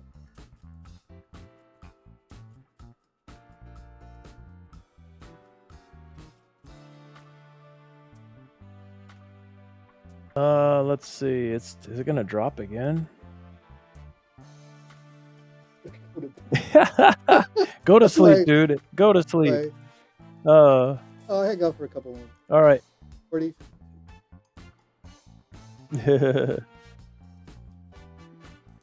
Let's see. Yeah. What's a good? No. I'm good.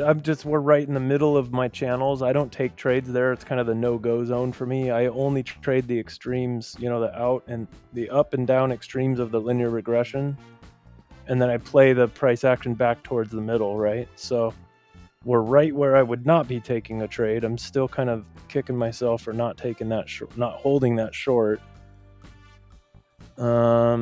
But maybe we'll get another push here, and actually if it pushes up again, I'm not looking for shorts anymore, because then we've put in a higher low on the Renko price action. 20 points. Nicholas Gomez, good job. 20 points. Good God.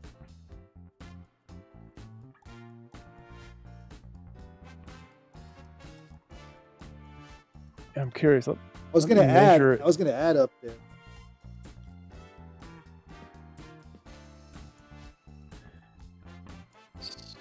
So I would have got if I had held that, I would have got about 12 points out of it. My trailing stop would have got me out as soon as it reversed.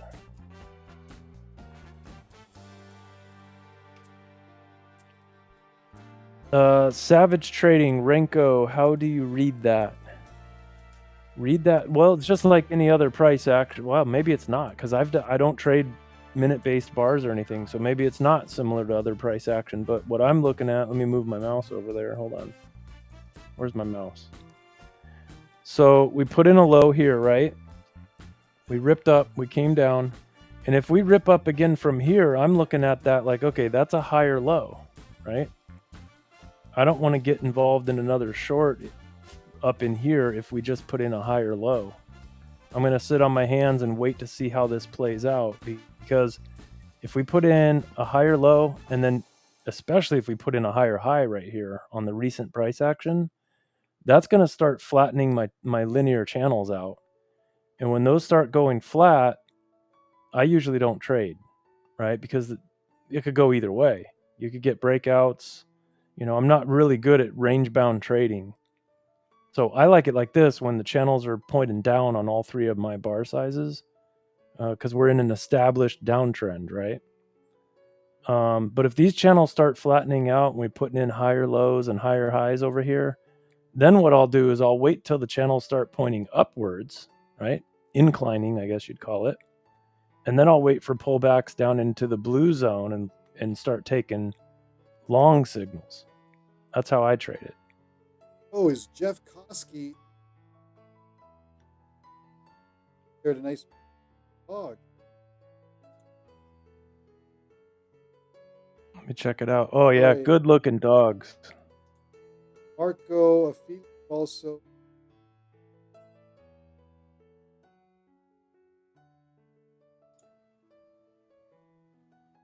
F on dogs will be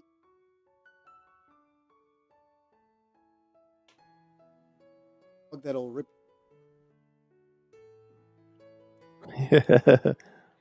Dog has a Toby has this spray dry. Sees a rabbit, sees anything that moves. Point that I can't go to a dog park anymore. How dog parks have story time. No, dog parks have big dog, little. Yeah. So you have a dog, supposed to take your dog, big dogs, or you hang out with the little dogs. I have a Dobie, well trained, very, very friendly dog. You hear the rest of the story, friendly dog. Anyways, a sound company acting.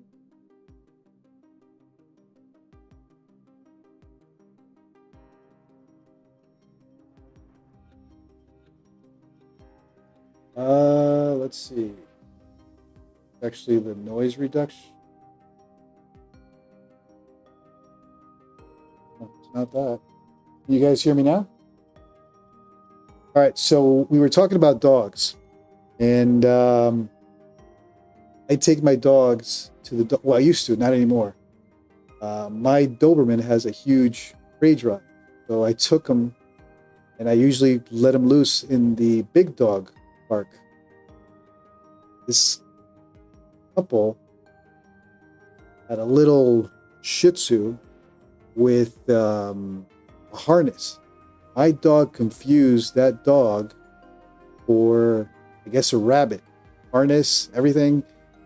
He looked furry. He looked even furry to me. And this lady made the big mistake of taking her little dog into the big dog area. My dog saw that dog and literally went into prey drive. I had to run. I was late. He did manage to grab and shake the poor thing. The lady started yelling and screaming, "Oh my God, your dog's a murderer! It's a murder!" But I did offer to pay vet fees and all that good stuff. Unfortunately, it wasn't much. Just a little shake. Ouch. You know what's funny? Some places, this is the first I ever heard of this, but when you said, it's funny, I was kind of laughing at myself when you said you had a Doberman and a Dalmatian. Yep. And then you're like, and one of them's a, what'd you call it? A ferocious, what'd you say? One of them's a I forgot what you said, but I was like, oh, he's talking about the Dalmatian. No, And the reason I thought that was they're because known I've for recently being went evil. to a campground. Yeah, I went to a campground and they were on the no dog list. I'm like, a Dalmatian? That's like the firefighter dog and like Yeah, whatever. no, Like I thought they were Dalmatians are supposed known to be aggressive. I don't know what happened with my to... breeder. My Dalmatian was the sweetest, or is the sweetest. I mean, that I call him. That's not a dog. The kids obviously love him because he's very friendly. He rolls over. He's the most submissive dog I've met in my entire life. I personally hate him because of that. He's just not a dog, but the kids love him because that's what the kids want. They want a submissive little puppy forever, right? But my Dalmatian doesn't fall into that category. He's just a submissive dog. It's the weirdest thing to see. My Dobie, on the other hand, oh man, you better respect that bad boy. Anyways, Chris had a question. I think I answered it, but JC, you would know better. Chris is on an Apex eval right? and was wondering, just did 10 contracts. Is that going to break a scaling rule? And I said, no, that's only on PAs, not Yeah, evals. there Am I are correct? there are no rules on Apex evals. Hit your profit target however you can, and that's it. There's no consistency rule. You can pass in one day. Apex evals, no rules whatsoever. Apex PAs, ton of rules. Gotcha. Perfect. Okay, there you go, Chris. No problem.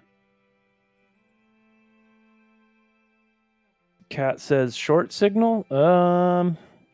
Maybe if we, well, no, if we drift back up into the red zone of my channels, I'm not looking for a short this time because no. we put in a higher low. And because we put in a higher low, that might mean that we've seen the low of the evening for now anyways. Yep, same thing here with the channel. I'll take the first, whoops. I'll take the first trade off of this short, but now we're looking into breakout zone. Plus, to Jesse's point, higher low, right? It says, what's a PA? A PA is a performance account. It's what Apex calls your SIM funded account once you pass an eval and pay your activation fee. Oh, Jeff is in the stream. Jeff, we just saw your dogs. Thanks for sharing.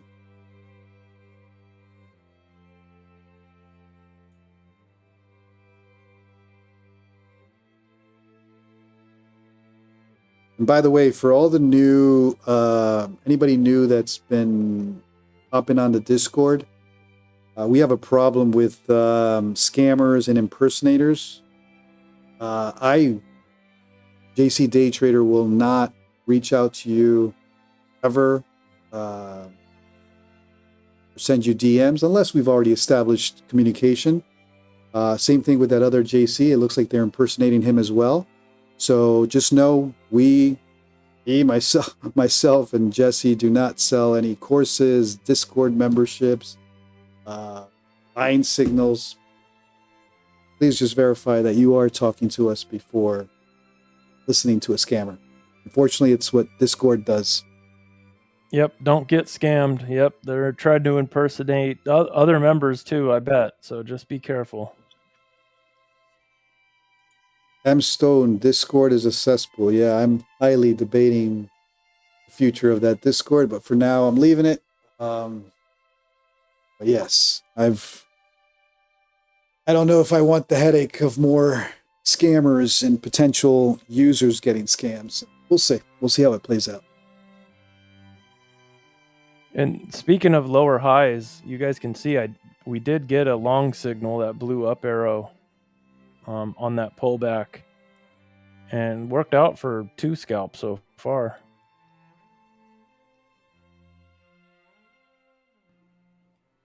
But we might just go sideways here and consolidate for a little while. And then I'm guessing because we put in this lower high, we're probably going to start grinding our way back up, at least until the London Open. King Caesar, we were talking about you earlier. What's the time frame that you scalp on? Am I right? 10 second?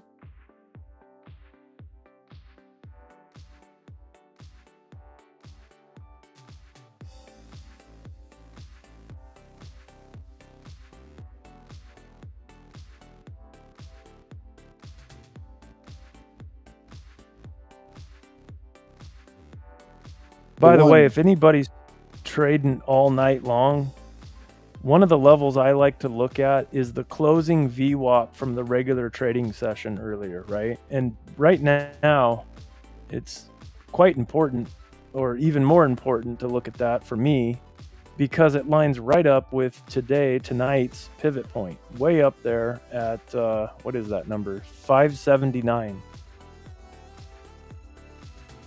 579. All right, time for commercials again. Good evening to everybody. If you're new to the stream or enjoying the content, do us a favor, smash that like, smash that subscribe button. It does help us out with the YouTube algo. Doing this every night, Monday through Thursday, 9:15 p.m. Eastern. And every morning, the New York Open. I'll be on tomorrow morning, 9:15 a.m. Win, lose, or draw. Trading it live. Tonight, we got our special guest, Jesse James. Very talented trader. You guys are, I think we're all very lucky to have him join us on the Asia session. A lot of little nuggets here, learning nuggets. So thank you for hopping on, Jesse. No problem. Thanks for having me. Flex Future says, does that work? What are you using? EMAs? No, I'm testing SMAs right now, but I use no moving averages. I think he's talking about King. Sorry to interrupt. I think he's talking about King Caesar with his 1 second. The 1 second. So we asked King Caesar what time frame he trades. He scalps the 1 second time frame. The 1 minute with the 1 second, but need momentum. Gotcha. I use a similar one when I'm in scalp mode. 1 minute with the 10, but I haven't used it lately.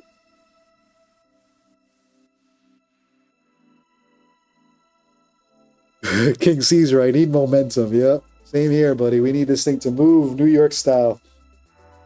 But I got to tell you, Asia does force you to be patient.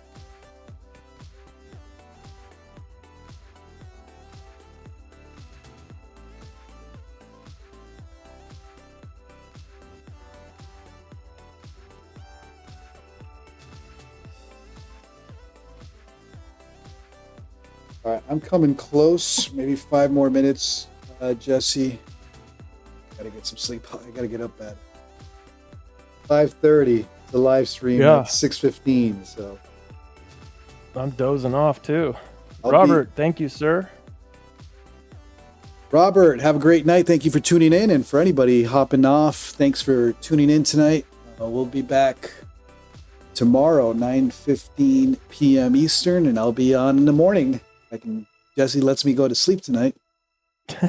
Dude, I'm ready. I'm half asleep already. Oh, then let's call it. Let's call it then. I'm not taking any more trades for sure, so let's call it. All right, guys, that's it for tonight. Have a great night. Today, you guys had a special guest, Jesse James. Hopefully, we'll be back on tomorrow. What's today? Tuesday? Wednesday? I don't even know. Tuesday. So we got 2 more days and a week left. 9:15 p.m. and I'll be trading tomorrow morning, 9:15 a.m. for New York Open. Starts at 9:15 a.m. Eastern. So feel free to hop on if you guys trade the New York session. It's my main session that I trade. So, good thing is I'm walking in with some green thanks to some of the trading here on Asia for tomorrow. Team Massive, life is good. Have a great night. Robert, have a good night. King Caesar, good night, brother. Oh, you know what we didn't do? We didn't do a city estate call today. We'll do it tomorrow, Thursday. Yeah, we'll hook it up tomorrow and figure out where all the new people are trading from. JC, thanks for having me, brother. It's been nice trading with you. Oh, man, it's always a pleasure, brother. You sure everybody else agrees here. They appreciate your insight and that technical style of trading. So thanks for sharing that. Nicholas, good night, brother from Paris. Thank you. John, appreciate you. Matt Trader, shalom. Have a great night. All right. See you, everybody. All right, guys, calling it. Have a great night. And whoever trades New York, I'll see you guys in the morning. I got to get some sleep. Caesar, I'll see you in the morning, buddy. Laters. All right, Jesse, have a good day, man. I got to go.